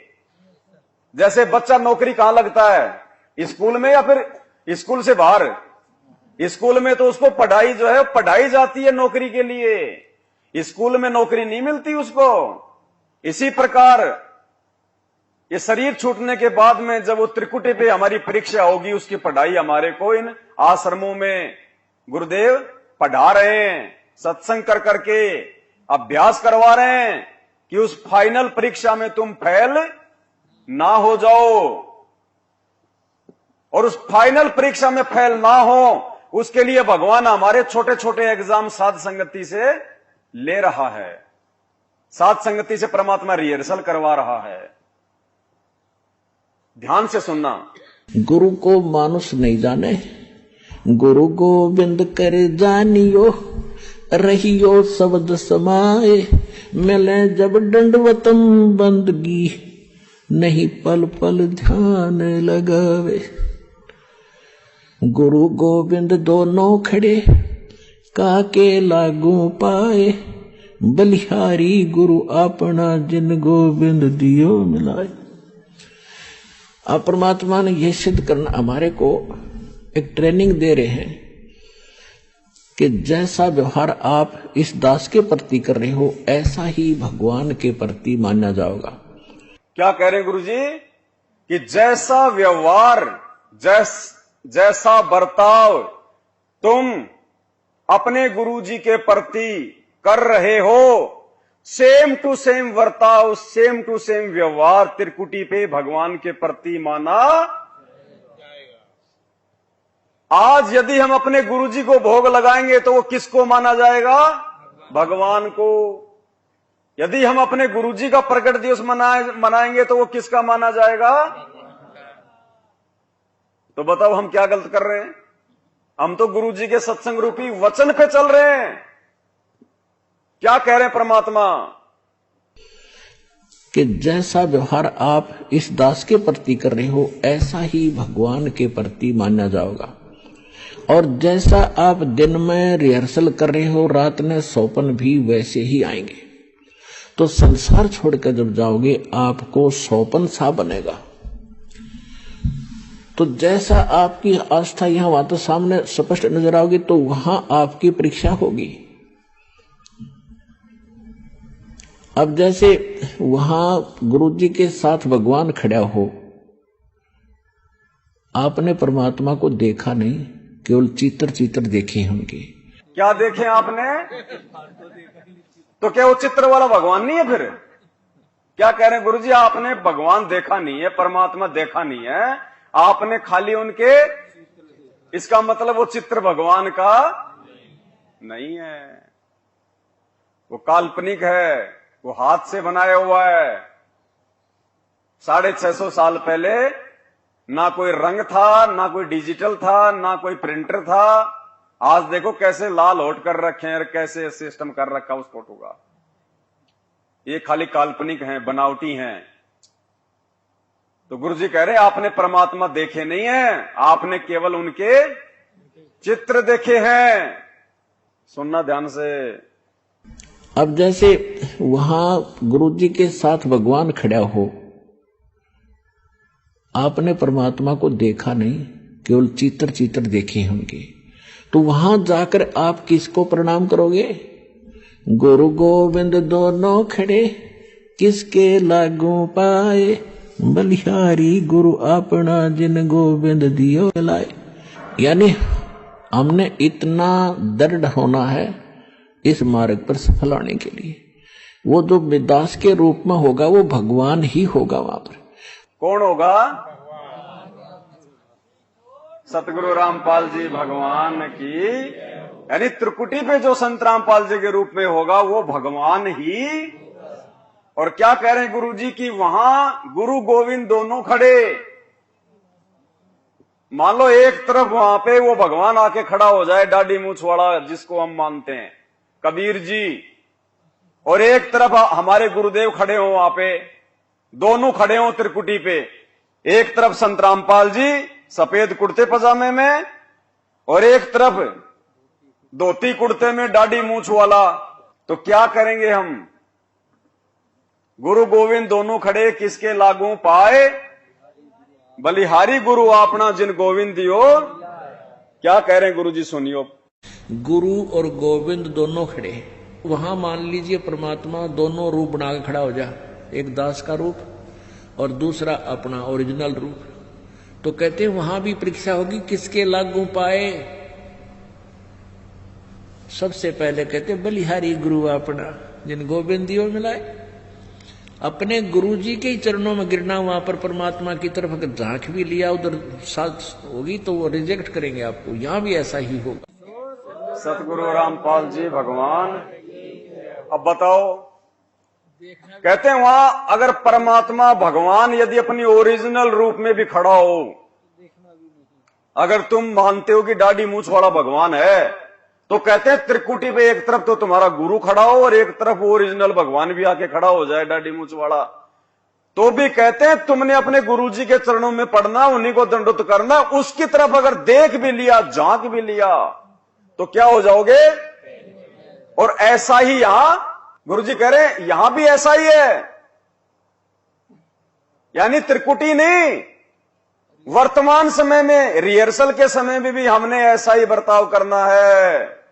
इसलिए परमात्मा ने विशेष मेहर बख्शी साथ संगत पे, और वो फोटो ही सबके घरों से परमात्मा ने बाहर, ताकि हमारी आस्था ही ना बने, हम उसकी तरफ कभी ध्यान ही ना दें, क्योंकि वो तो हमें भटकाएगा, वो फोटो तो हमें भटकाएगी अपने गुरु से।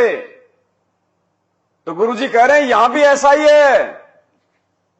थोड़ा फिर से सुनो एक बार, त्रिकुटी पे नहीं, यहां भी हमने ऐसा ही व्यवहार करना है, ऐसा ही बर्ताव करना है, अपने गुरु को ही महत्व देना है। अरे जब हमने उस फोटो की तरफ देखना ही नहीं है तो फिर दरबार में रख के क्या करेंगे हम उसका? देखना ही नहीं है तो फिर हम अपने घर में रख के क्या करें उसका? आदेश हो गया ना गुरु जी का, झांकना ही नहीं है तुमने उसकी तरफ, देखना ही नहीं है। भाई देखना ही नहीं है, झांकना ही नहीं है तो निकालो इसको घर से बाहर, सह सम्मान बाहर करो। गुरु और गोविंद दोनों खड़े, वहां मान लीजिए परमात्मा दोनों रूप बना के खड़ा हो जा, एक दास का रूप और दूसरा अपना ओरिजिनल रूप। तो कहते हैं वहां भी परीक्षा होगी किसके लागू पाए। सबसे पहले कहते बलिहारी गुरु अपना जिन गोविंद दियो मिलाए। अपने गुरु जी के ही चरणों में गिरना। वहां पर परमात्मा की तरफ अगर झांक भी लिया उधर साथ होगी तो वो रिजेक्ट करेंगे आपको। यहां भी ऐसा ही होगा। तो यहां परमात्मा साध संगतियों में ही ऐसा करवा रहे हैं और कहीं देखने को नहीं मिलेगा। इसलिए गुरुदेव की विशेष मेहर है आप और हमारे ऊपर। इसलिए हम इतनी संख्या में भाई बहन आके इकट्ठे हो रहे हैं। बार बार इस काल के द्वारा हमारे को इतना तोड़ने का प्रयास करने के बाद भी जितना ये तोड़ता है उतने परमात्मा के बच्चे ज्यादा जुड़ते हैं। हर बार ऐसा पहले कम से कम 4 बार हो चुका, 4 बार 7-8 वर्षों में। काल सोचता कि बस अब की बार तो मैंने पूरी तरह से सात संगतियां नष्ट कर दी। जो घुटने के पास आके बैठा करते थे वो ही गए, और जो उनको देख के चला करते थे, जो लोग सात संगति में खाली देखा देखी आ रहे थे, हलवा चाटने आ रहे थे, बच्चों के रिश्ते खोजने आ रहे थे, परमात्मा अंतर्यामी है। सात संगति में केवल हीरे मोती लाल ही टिक पाएंगे, कचरा नहीं टिकेगा। आप और हमें नहीं पता कौन क्या कर रहा है, किसके मन में क्या छल बल और दोष चल रहा है, लेकिन अंतर्यामी जिसने साध संगतियां शुरू करवाई है वो अपने इस मार्ग में ये कचरा पैदा नहीं होने देगा। किसी न किसी बहाने से उसको बाहर का रास्ता दिखा देगा। अलवर में वो बहन थी एक सीमा, राजस्थान के अलवर में, वहां पे साध संगतियां होती थी हर महीने। अभी महीने भर पहले उसके घर पे साध संगति होनी थी 5 तारीख को, लेकिन उससे पहले हरियाणा के मेवात में वो हिंदू मुसलमानों का झगड़ा हो गया और वो कैंसिल हो गई। अब दास ने भी सोचा भाई परमात्मा की साथ संगतियां कैंसिल तो होती नहीं, लेकिन बात क्या हुई, चलो ज्यादा ध्यान नहीं दिया। 15 दिन बाद में पता चला कि वो मैनेजमेंट में चली गई। एक दो भक्तों ने फोन किया तो बोली भगत जी आप गुरु जी के वो जेल धाम से वीडियो ऑडियो आ रहे हैं, आप उनको देखो ना गुरु जी क्या बोल रहे हैं, ये गलत है ये साथ संगत वगैरह। तो उस भगत ने मेरे को बताया तो दास के तुरंत दिमाग में आ गया कि इसीलिए परमात्मा ने 5 तारीख को साथ संगति, क्योंकि हम तो जीव हमें तो नहीं पता, लेकिन भगवान तो अंतर्यामी है ना कि किसके मन में क्या दोष आ गया। तो परमात्मा ने उसके घर पे साथ संगति नहीं होने दी। अगर उस समय उसके घर पे साथ संगति होती तो दास तो जा नहीं पाता और वहां पे सारी रात वही बात चलती फिर। और थोड़े बहुत जो कच्चे भाई बहन जो भगत बनने का जो प्रयास बेचारे कर रहे थे वो भी डगमग हो जाते। अब उस बहन का फोन आया 4 दिन पहले, गुजरात के नरेश दास जी के पास में, दास ने ऑडियो भेजी थी ना ग्रुपों में, वो रो रो के कह रही है कि भगत जी गुरुजी रात को सपने में आए और काफी बातें हुई और मैं गुरुजी से बार बार यही पूछ रही हूं कि क्यों। वो बोली भाई मेरा ध्यान बोला सात संगतियों में है, भले मैं नाम शुद्ध करवा के आ गई लेकिन मेरा मन सात संगतियों में ही है। तो मैंने गुरुजी से स्वप्न में पूछा और बोले स्वप्न भी नहीं था, सुबह का समय था, मेरी आधी आंखें मेरी खुली हुई थी और मैं बार बार मैं गुरुजी से जो है पूछ रही थी कि गुरुजी ये सात संगतियां सही है क्या, ये पवनदास सही है क्या। तो गुरुजी ने कहा कि बेटी उसकी गारंटी मैं ले रहा हूं, पवनदास की गारंटी मैं ले रहा हूं।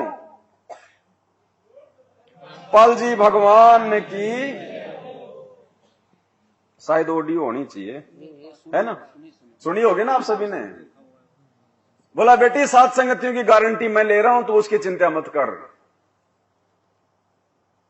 देखो परमात्मा जो थोड़े बहुत जो कमजोर होते हैं उनको भी आके परमात्मा हिम्मत देते हैं कि ये मनमुखी रूप से नहीं चल रहा ये काम।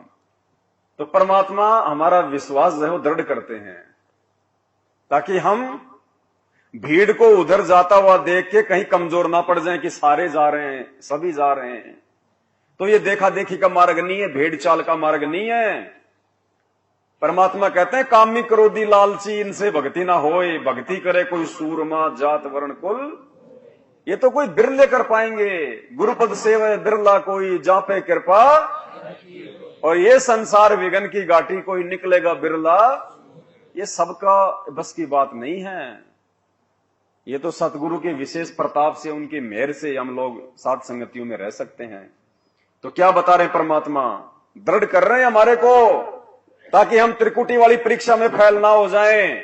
ये सारी की सारी रिहर्सल 28 साल से गुरुजी ज्ञान समझा गए, दिन रात एक कर गए, और 2014 के बाद से भगवान ने सात संगतियां इसीलिए रखवाई हैं त्रिकुटी वाली परीक्षा में हम फेल ना हो जाएं। दास बार बार कहता है कि सतलोक जाने के लिए अगर कोई भगत बन सकता है तो साध संगति से ही बनेगा, दूसरा कोई रास्ता धरती पे नहीं है। क्योंकि सतगुरु की पहचान केवल साध संगति से होगी। एक नेक भगत आप साध संगति से जुड़ के बन सकते हैं, अन्यथा नहीं बन सकते। काल आपको जगत में भी फंसा के रखेगा और जब भक्तों में बैठोगे तो आप जी जो है भक्तों जैसे दिखाई दोगे। यानी हमने इतना दृढ़ होना है इस मार्ग पर सफल होने के लिए।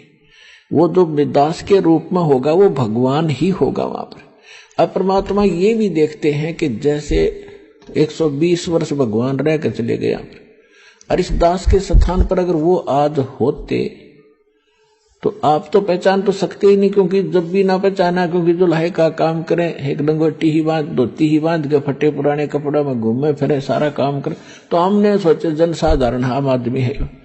ऐसा याद संत रामपाल जी कर रहे। आज कौन सा प्रधानमंत्री बन के आए, आज भी तो जनसाधारण बन के आए हैं, एक किसान परिवार में आए हैं, एक मीडियम फैमिली में आए हैं, धोती कुर्ता पहनते हैं, कमीज पजामा पहनते हैं और चुपचाप जाके जेल में बैठ गए। आज भी तो सेम टू सेम वही लीला कर रहा है परमात्मा, और ये लाखों के संगत धोखा खा रही है। दुनिया तो धोखा खाएगी खाएगी, उनकी तो बेचारों की क्या गलती जब भगत ही धोखा खा रहे हैं। भगवान किसी और को मान रहे हैं, अपना गुरु किसी और को मान रहे हैं। तो गुरु जी कह रहे हैं आज यदि वो परमात्मा इस दास के रूप में आ गए होते तो बताओ फिर हम उनके साथ में क्या व्यवहार करते। हम तो सारे के सारे, हम तो फैल। मान लो वो कबीर जी संत रामपाल जी के अंदर घुस गए, अब जो संत रामपाल जी के साथ हम व्यवहार करेंगे वो किसके प्रति माना जाएगा। तो बताओ फिर ये सही रिहर्सल आज परमात्मा कहां से शुरू करवा रहा है। और उधर क्योंकि भगवान मान लो अगर संत रामपाल जी के शरीर में आ गए, वो घुस गए, तो ये तो है नहीं कि वो भाई सात संगति में अलग रूप बना के रहेंगे, कोई सत्सेवकों के साथ में अलग रहेंगे, मैनेजमेंट के साथ अलग रहेंगे। वो तो एक ही गुरु हम सबका, और उसके अंदर वो भगवान घुसा हुआ है। तो जैसा व्यवहार चाहे मैनेजमेंट वाले उनके साथ करो चाहे हम करो, वो तो भगवान के साथ माना जाएगा। तो अगर हम यदि दूसरे पाड़े में होते तो हम तो फेल हो गए होते कब के। तो परमात्मा देखो हमसे क्या रिहर्सल करवा रहा है। अब परमात्मा ये भी देखते हैं कि जैसे 120 वर्ष भगवान रह कर चले गया, और इस दास के स्थान पर अगर वो आज होते तो आप तो पहचान तो सकते ही नहीं, क्योंकि जब भी ना पहचाना, क्योंकि जो लाहे का काम करें, एक लंगोटी ही बांध, धोती ही बांध के फटे पुराने कपड़े में घूमे फिरे, सारा काम करें, तो हमने सोचे जनसाधारण आम आदमी है। तो इसलिए परमात्मा वो एक विधान बताएंगे और इसलिए दास को भेजा कि भगवान को पहचानवा दे, आपको पहचान करा दे। और कैसे मिलेगा ये नियम बताओ। तो जैसे उस समय भगवान होते इस दास के स्थान पर, आप जैसा व्यवहार करते तो भगवान ये सब आपके अकाउंट जमा होता रहता आपका कि इसका कैसा व्यवहार है, कैसा विचार है। तो अब दास ये देख रहा है, दास के प्रति जैसा आपकी भावना, जैसे आपके विचार, आपकी श्रद्धा है, तो आपकी वहां बुक में लिखे जा रहे। परमात्मा वाले स्थान के पास आपकी एक अलग से बेड है, आपकी बही है, आपका अकाउंट खुला हुआ है, एक फैक्स वहां जाता है। जो भी क्रिया हम अपने गुरुदेव को भगवान मान के कर रहे हैं, तो ये ना सोचना कोई देख नहीं रहा, कुछ हो नहीं रहा। गुरु जी क्या करें, सूक्ष्म रूप में एक फैक्स रोजाना कि आज इसने ये क्रिया करी, आज इसने गुरु जी को भोग लगाया, आज इसने गुरु जी की चरणों की सेवा करी, आज इसने ये किया, आज इसने वो किया। हमारा एक एक अकाउंट, सन सन का अकाउंट भक्ति मार्ग का परमात्मा के दरबार में रोज उसका फैक्स होता है, रोज। और उसी आधार से परमात्मा फिर धर्मराज के बंधन से हमें छुड़वाएगा। तो ये ना सोचना कि हम लोग खाली फोकट में आ रहे हैं, भोग लगा रहे हैं, ये भंडारे हो रहे हैं, अपने परमात्मा की महिमा कर रहे हैं। ये लिखा जा रहा है, हमारा भक्ति धन सूक्ष्म रूप में जमा हो रहा है। अब इस मोबाइल से मैं 5,000 रुपये अगर किसी में जो है दूसरे देश में फोन पे करूं, मैं गूगल पे करूं, तो दिखाई किसी को नहीं देंगे, लेकिन वो गए उसके खाते में 5,000 रुपये। ठीक इसी प्रकार जो भी क्रिया हम यहां करते हैं उसका एक फैक्स प्रतिदिन सूक्ष्म रूप में और परमात्मा के दरबार में धर्मराज के भाई खाते में जमा हो रहा है। तो अब दास ये देख रहा है, दास के प्रति जैसा आपकी भावना, जैसे आपके विचार, आपकी श्रद्धा है, तो आपकी वहां बुक में लिखे जा रहे। परमात्मा वाले स्थान के पास आपकी एक अलग से बेड है, आपकी बही है, आपका अकाउंट खुला हुआ है, एक फैक्स वहां जाता है। तो उस समय फिर आपका जैसा स्वभाव आप वहां प्रयोग करोगे त्रिकुटी पे, जैसा आप यहां कर रही हो एडिट होगा। फिर वहां से अगर गलती कर दी तो आपको फिर भी वापस पटक दिया जाएगा, वहां से भी आपको फेल होकर वापस निराशा हाथ लगेगी।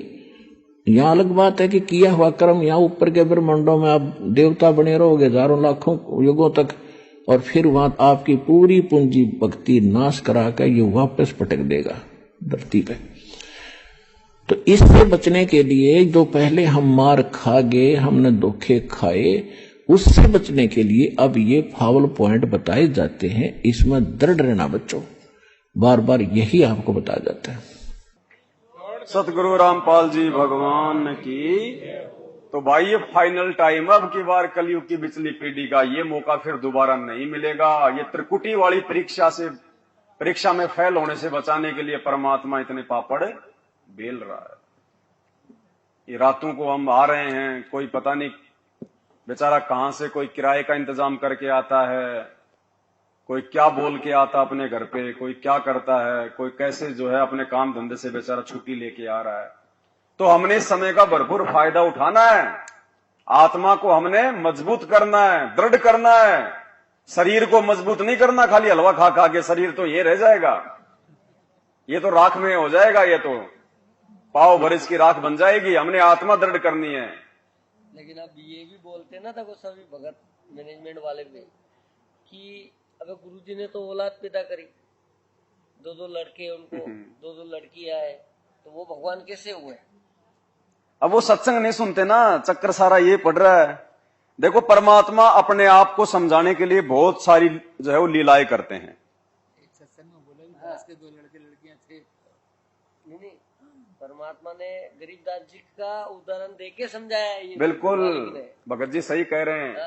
जो भगत गरीबदास जी महाराज जी के जीवन को समझ जाएगा, वो समझो संत रामपाल जी को समझ गया। वो कभी जिंदगी में धोखा खाएगा ही नहीं। मतलब वो परमात्मा ने वहां जाके समझाया कि क्यों ये अभी मैनेजमेंट वाले हमारे भाई बहन और गुरुदेव का जो कलयुगी जो परिवार है, वो उन्हें इसलिए परमात्मा नहीं मान पा रहा क्योंकि उनकी अंतरात्मा इस बात को स्वीकार नहीं कर रही कि गुरुजी कबीर जी कैसे हो सकते हैं।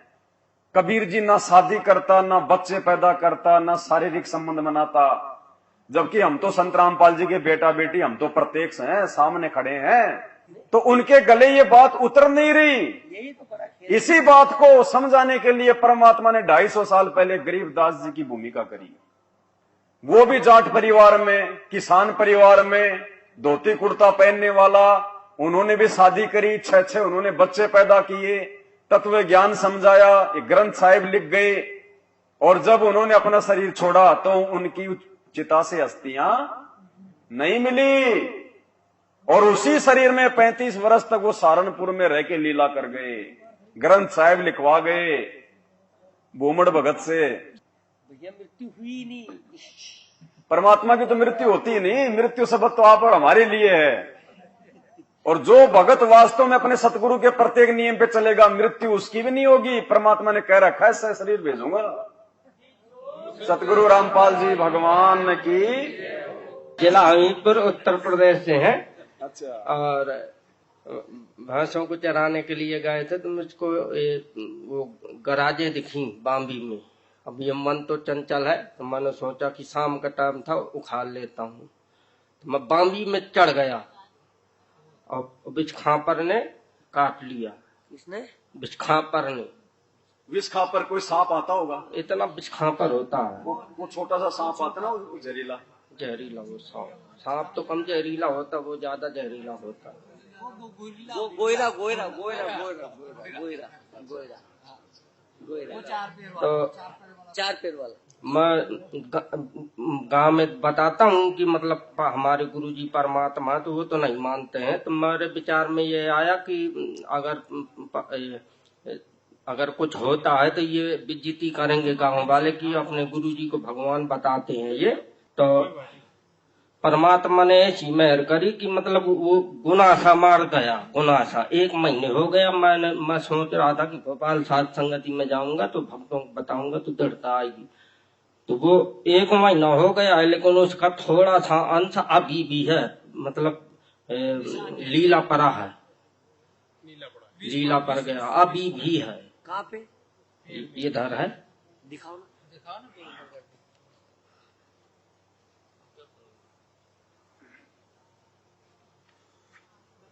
ये भड़का है, इतना भड़का है, इधर का है क्या? दर्द करता है? दर्द नहीं किया। परमात्मा की वजह से कुछ नहीं हुआ है। और पूरा गुनाह था मार के तुम जान गए कि परमात्मा ने मेहर कर दी। नहीं वो शरीर में नहीं गया, गुनाह था मार गया। हाँ। बंदी छोड़ सदगुरु रामपाल जी भगवान की जय हो। ये अपने गुरुदेव पूर्ण परमात्मा है, इसमें नहीं रहना भ्रम में, और मर्यादा में रख के भक्ति करो।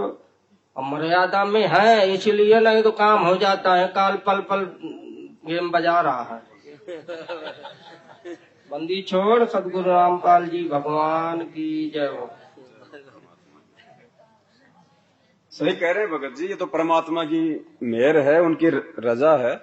इसलिए तो परमात्मा कहते हैं जहर अग्नि तन निकट नहीं आवे दूरी जात रंगाई। अगर मर्यादा में रह के भगत अगर भक्ति कर रहा है और अपने गुरुदेव भगवान के प्रति समर्पित है, तो भाई आप मतलब मीरा को देख लो ना। मीरा ने तो पी लिया था पूरा आधी किलो जहर, और आधी घंटे तक वो उसका देवर वहीं खड़ा रहा, लेकिन बाड़ी बाका नहीं होने दिया। परमात्मा क्या कहते हैं, पीवत ही हो अमृत बन गया होगा सरद, कालजे में जो है मतलब ठंडक और दे दी उस जहर में।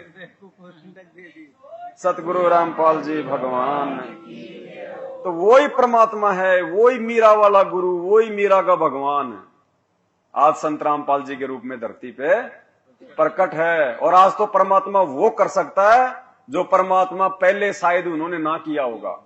आज तो वो कर सकता है परमात्मा। और आप देख लेना, इस मृत लोक से जाने से पहले परमात्मा वो चमत्कार, वो लीलाएं करके जाएगा, तभी ये दुनिया 1000 साल तक भक्ति करेगी। अगर ऐसे मर गए गुरुदेव, अगर आप और हमारी तरह, कोई भक्ति नहीं करेगा 1000 साल तक, कोई नहीं मानेगा इनको। परमात्मा वो लीलाएं करके जाएगा जो लीलाएं भगवान ने 4 युगों में नहीं की अभी तक। छोड़ सतगुरु रामपाल जी। तो पहले आपको ये छोटा सा सत्संग सुनाते हैं। गरीबदास जी महाराज जी के विषय में हमारे पूज्य गुरुदेव जी ने क्या बताया। गुरुदेव कह रहे हैं भाई वो तो बंदी छोड़ थे, उनको बच्चे पैदा करने की जरूरत, लेकिन क्यों बच्चे पैदा करके दिखाए उन्होंने।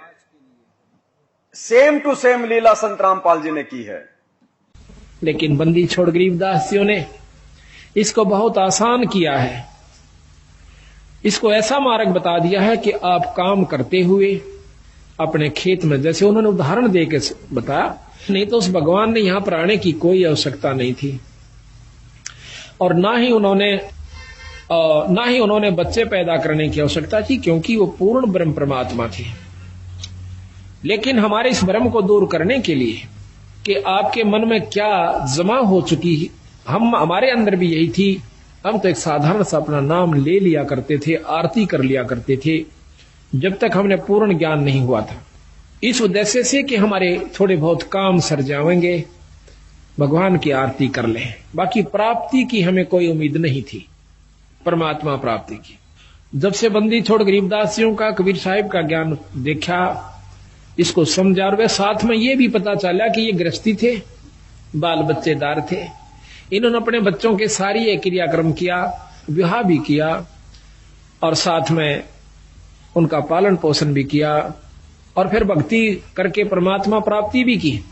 तो जब हमारे मन में यह कुछ उत्सुकता पैदा हुई कि जब बंदी छोड़ गरीबदास जी सारे काम को करते हुए पार हुए, तो हम भी हो सकते हैं। इसलिए परमात्मा ने आज ये लीला की है, ये शादी वाली, ये बच्चे वाली नहीं, ये परमात्मा है, परमेश्वर है। इनका शरीर आप और हमारी तरह हाड़ मास का नहीं है। अरे रोज पढ़ते हैं हम नित्य नियम में। एक बात बताओ, नित्य नियम हम करते हैं, हम किन के सामने खड़े होके कर रहे हैं? गुरुदेव भगवान के सामने खड़े होके नित्य नियम करते हैं, और उनके लिए कर रहे हैं ना। गरीब ऐसा सतगुरु हम मिल्या तेज पुंज के अंग। क्या कह रहे हैं हम संत रामपाल जी को रोज?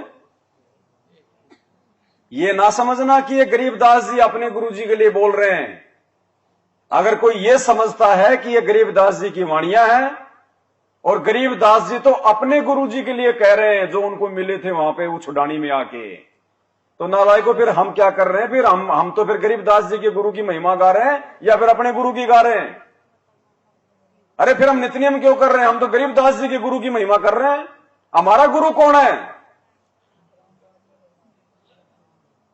गरीबदास जी कोई भगत वगत नहीं थे, वो तो लीला कर रहे थे, खुद परमात्मा थे, बंदी छोड़ थे वो। और ये वाणियां परमात्मा ने कोई अपने लिए नहीं लिखी, ये वाणियां आप और हमारे लिए लिखवाई है परमात्मा ने, आज के समय के लिए। तो हम अपने गुरुदेव से प्रार्थना कर रहे हैं, हम अपने गुरुदेव की महिमा कर रहे हैं। नित्य नियम में सतगुरु की महिमा है। गरीब ऐसा सतगुरु हम मिल्या, तेज पुंज के अंग और झिलमिल नूर जहूर है। तो हम तो अपने गुरु की महिमा कर रहे हैं, अपने गुरु जी को कह रहे हैं हम, संत रामपाल जी भगवान को, ये परमेश्वर आपके तो तेज पुंज के अंग हैं, आप और हमारी तरह हाड़ मांस के नहीं है। गरीब ऐसा सतगुरु हम मिल्या, तेज पुंज की लोय, लोय मानी शरीर, पूरा शरीर परमात्मा आपका तेज पुंज का है, नूरी है। शुक्रम अकायम ऐसनावीरम। तो संत रामपाल जी ने बच्चे पैदा करने की जरूरत नहीं थी, शादी करने की जरूरत नहीं थी।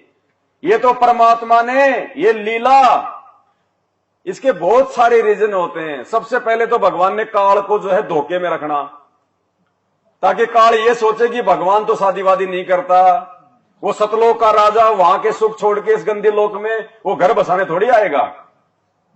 अगर शादी करनी होती, बच्चे पैदा करने होते, तो परमात्मा सतलोक में कर लेता। वहां तो एक से बढ़ के एक सुंदरियां हैं, हंस है वहां पे। तो इस गंदे लोक में आके परमात्मा 2 कोटि के जीवों से शादी करेगा, बच्चे पैदा करके यहां पे परमात्मा मतलब घर बसाएगा। जो हमारा घर उजड़वाने के लिए आया है वो अपना घर बसाएगा। हम घर फूके अपना, लुका लेने हाथ, उनका भी घर फूक दे जो चले हमारे, तो खुद यहां पे वो घर बसाने आएगा।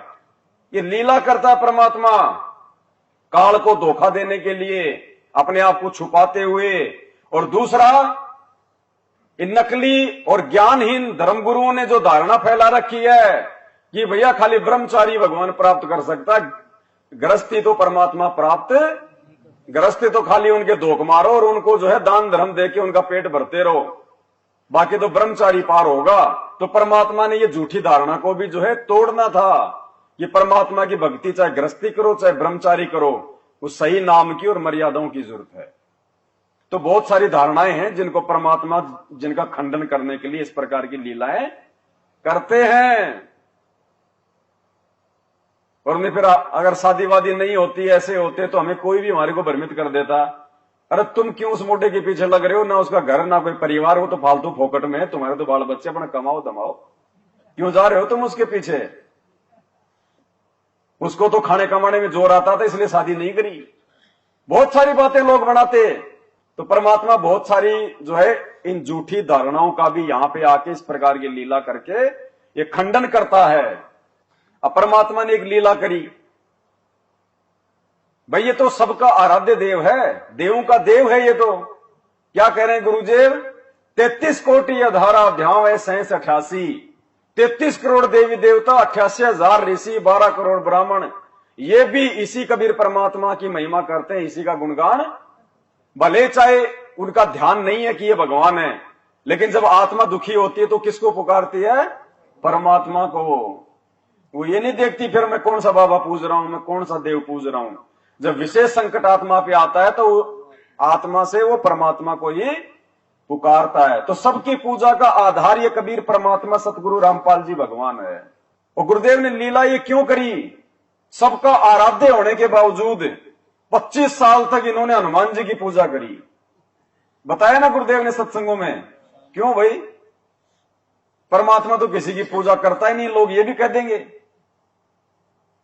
कि भगवान तो कभी किसी की पूजा करता ही नहीं, भगवान तो इनकी पूजा छुड़वाने आता है। और तुम्हारे गुरुजी ने तो 25 साल तक हनुमान जी की पूजा करी, बाबा श्याम जी की पूजा करी, दिन में 7-7 बार हनुमान चालीसा करते थे, और खुद तुम्हारे गुरुजी कह रहे हैं बात सही है। अब ये लीला परमात्मा क्यों करता है। बहुत सारे ऐसे लोग जो बचपन से ही जो भक्ति में लग जाते हैं, किसी को 40 साल हो गए, किसी को 50 साल हो गई। जैसे रामानंद जी थे 650 साल पहले, जब परमात्मा उनको मिले, परमात्मा की उम्र तो जो है मतलब 5 वर्ष की और उनकी 104 वर्ष की हो गई। और आके भगवान ने उनको ज्ञान दिया, उनको सब कुछ दिखाया ऊपर उनकी आत्मा को ले जाके। तो रामानंद जी ने क्या कहा था कि भगवान अब मैं कहां से मोक्ष प्राप्त कर पाऊंगा, मैंने तो मेरी पूरी जिंदगी जो है विष्णु भगवान की साधना में, इन्हीं की उपासना में मैंने तो व्यतीत कर दी, और अब तो मेरा शरीर छूटने का समय हो गया, अब कैसे मुझे मोक्ष प्राप्त हो सकता है। तो परमात्मा ने उनको क्या समझाया था कि जैसे कोई रस्सी होती है, वो कुएं में जा रही है बाल्टी के साथ, और जाते जाते यदि उसका वो सिरा पीछे का हाथ लग गया तो समझो कुछ नहीं गया। तो वर्तमान में परमात्मा ने ये 25 साल तक परमात्मा होने के बावजूद भी हनुमान जी की पूजा करने की लीला इसलिए करी कि जो आत्माएं वर्षों से इन पूजा पाठों में जो लगी हुई है, किसी की 60 साल की उम्र हो गई, किसी की 80 साल की उम्र हो गई, कोई मंदिर में जो है कोई जो है पुजारी बन के बैठा हुआ है, कोई बेचारा शास्त्री बन के बैठा हुआ है, और जब उनको इस ज्ञान का पता चलेगा तो वो सवाल करेंगे वो गुरुजी से कि गुरुजी हम क्या करें, हमने तो पूरा जिंदगी अनुपासना में बिता दिया, अब तो हमारा जो है मतलब मरने का समय हो गया। तो गुरुजी उनको समझाते थे आश्रम में बैठा के कि देख भाई, मैंने भी तो 25 साल तक हनुमान जी की पूजा करी थी, और जिस दिन मुझे पता चला इस ज्ञान का उसी दिन मैंने छोड़ दी और इस सत्य ज्ञान को मैंने अपना लिया, और थोड़े समय में परमात्मा ने मुझे भक्ति से जो है वो परिपूर्ण कर दिया। तो उन आत्माओं का वो दिल डटेगा कि भाई जब गुरुजी ने 25 साल तक करी, जब तो भाई फिर जो है गुरुजी कह रहे हैं तो जो है कोई दिक्कत नहीं, तो तुरंत उसका ध्यान हट जाएगा फिर कि मैंने क्या किया और मैंने क्या नहीं किया। आज से पहले वो चिंता नहीं रहेगी फिर उसको। तो परमात्मा अपने बच्चों को चिंता मुक्त करने के लिए भी जो है इस प्रकार की लीलाएं करते हैं। अल जी भगवान की। और कोई ये कहता कि भगवान ने नहीं करी पूजा, आज से पहले नहीं करी, तो ये भी नहीं है। जब 650 साल पहले वो कबीर परमात्मा गोरखनाथ से ज्ञान गोष्ठी करने गया था, तो कौन सी मतलब संप्रदाय का होके गया था? वैष्णव संप्रदाय का। गले में कंठी माला भी थी, टोपी भी थी, तिलक भी लगा रखा था, सफेद कपड़े भी थे, कांख में वो थैला भी था। तो परमात्मा वैष्णव संप्रदाय के बन के गए थे। तो ऐसा नहीं है कि ये लीलाएं करता है ये परमात्मा, इनको किसी की पूजा करने की आवश्यकता नहीं है। ये तो पूरी दुनिया का जो है ये पूज्य देव है।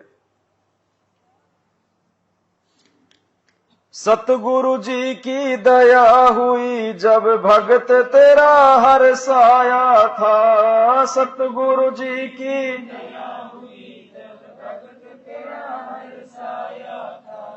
काशी जी में आश्रम तुम्हारा इस दिन ने पाया था। काशी जी में ये संत सदा उपकारी। जय बोलो बंदी छोड़ किए ये संत सदा उपकारी। जय बोलो बंदी छोड़ किए तुम मिलकर संगत सारी। जय बोलो बंदी छोड़ की तुम मिलकर संगत सारी। जय बोलो बंदी छोड़ की। जय बोलो बंदी छोड़ की। जय बोलो बंदी छोड़ की। जय बोलो बंदी छोड़ की तुम मिलकर संगत सारी। जय बोलो बंदी छोड़ की संगत सारी। जय बोलो बंदी छोड़ की। सतगुरु जी की दया हुई जब भगत तेरा हर्षाया था। अब कितना बड़ा रहस्य है इस वाणी में। हर शब्द के लास्ट में परमात्मा गहरा संकेत छोड़ते हैं। सतगुरु जी की दया हुई जब भगत तेरा हर्षाया था। देखो इस शब्द को सतगुरु रामपाल जी भगवान ने बहुत बार समझाया, लेकिन लास्ट की वाणी इन्होंने कभी नहीं समझाई। लास्ट की वाणी इन्होंने साथ संगति के लिए छोड़ी, क्योंकि लास्ट की वाणी में सतगुरु रामपाल जी भगवान की जो है रहस्य है, संकेत है। सतगुरु जी की दया हुई जब भगत तेरा हर्षाया था। और काशी जी में आश्रम तुम्हारा इस दिन ने, इस दिन ने का मतलब संत रामपाल जी ने, यानी संत रामपाल जी कह रहे हैं कि काशी में जो आपका आश्रम था वो इस रामपाल दास को मिला था, रामपाल दास को प्राप्त। अब बताओ काशी में संत रामपाल जी का कौन सा आश्रम है भाई? बता दो, है कोई आश्रम काशी में संत रामपाल जी का? फिर क्यों कह रहे हैं कि काशी जी में आश्रम तुम्हारा इस दिन ने पाया था? घड़ी में से निकालना। तो ये क्या रहस्य है? ये परमात्मा संकेत कर रहे हैं कि वर्तमान में जो आत्मा संत रामपाल जी का मुंह बोला गुरु होने की भूमिका निभा रही थी, यानी हमारे आप और हमारे दादा गुरुदेव आदरणीय रामदेवानंद जी महाराज, जिनको संत रामपाल जी ने अपना मुंह बोला सतगुरु बनाया। परमात्मा ने संकेत किया है कि वर्तमान में जो मेरा गुरु है, ये मुंह बोला रामदेवानंद, ये वही आत्मा है जो 650 साल पहले पंडित रामानंद था। यानी हमारे जो ये दादा गुरुदेव थे, ये पंडित रामानंद वाली आत्मा है। क्या कह रहे हैं गुरुदेव? सतगुरु जी की दया हुई तो भगत तेरा हर्षाया था, और काशी जी में आश्रम तुम्हारा इस दिन ने पाया था। यानी संत रामपाल जी अपने वर्तमान वाले गुरु जी को कह रहे हैं कि काशी जी में आश्रम तुम्हारा इस दिन ने, यानी हे गुरुदेव 650 साल पहले आप काशी में पंडित रामानंद जी वाली आत्मा थी, और उस समय आपके जाने के बाद में वो आश्रम इस कबीर ने, इस दास ने संभाला था। यानी आपके जाने के बाद में आपका जो आश्रम था, इस मार्ग को आगे चलाने के लिए इस रामपाल दास को ही प्राप्त हुआ था, पाया था, यानी प्राप्त हुआ था। काशी जी में आश्रम तुम्हारा इस दिन ने पाया था। ये संकेत है परमात्मा के। वरना बता दो संत रामपाल जी ने काशी में कौन सा आश्रम पा लिया? है कोई आश्रम उनका? ये परमात्मा संकेत कर रहे हैं यहां पे इन चीजों को। यानी वर्तमान में संत रामपाल जी कोई जीव नहीं है, कोई मानुष नहीं है, ये वही कबीर परमात्मा है जो 650 साल पहले आए थे।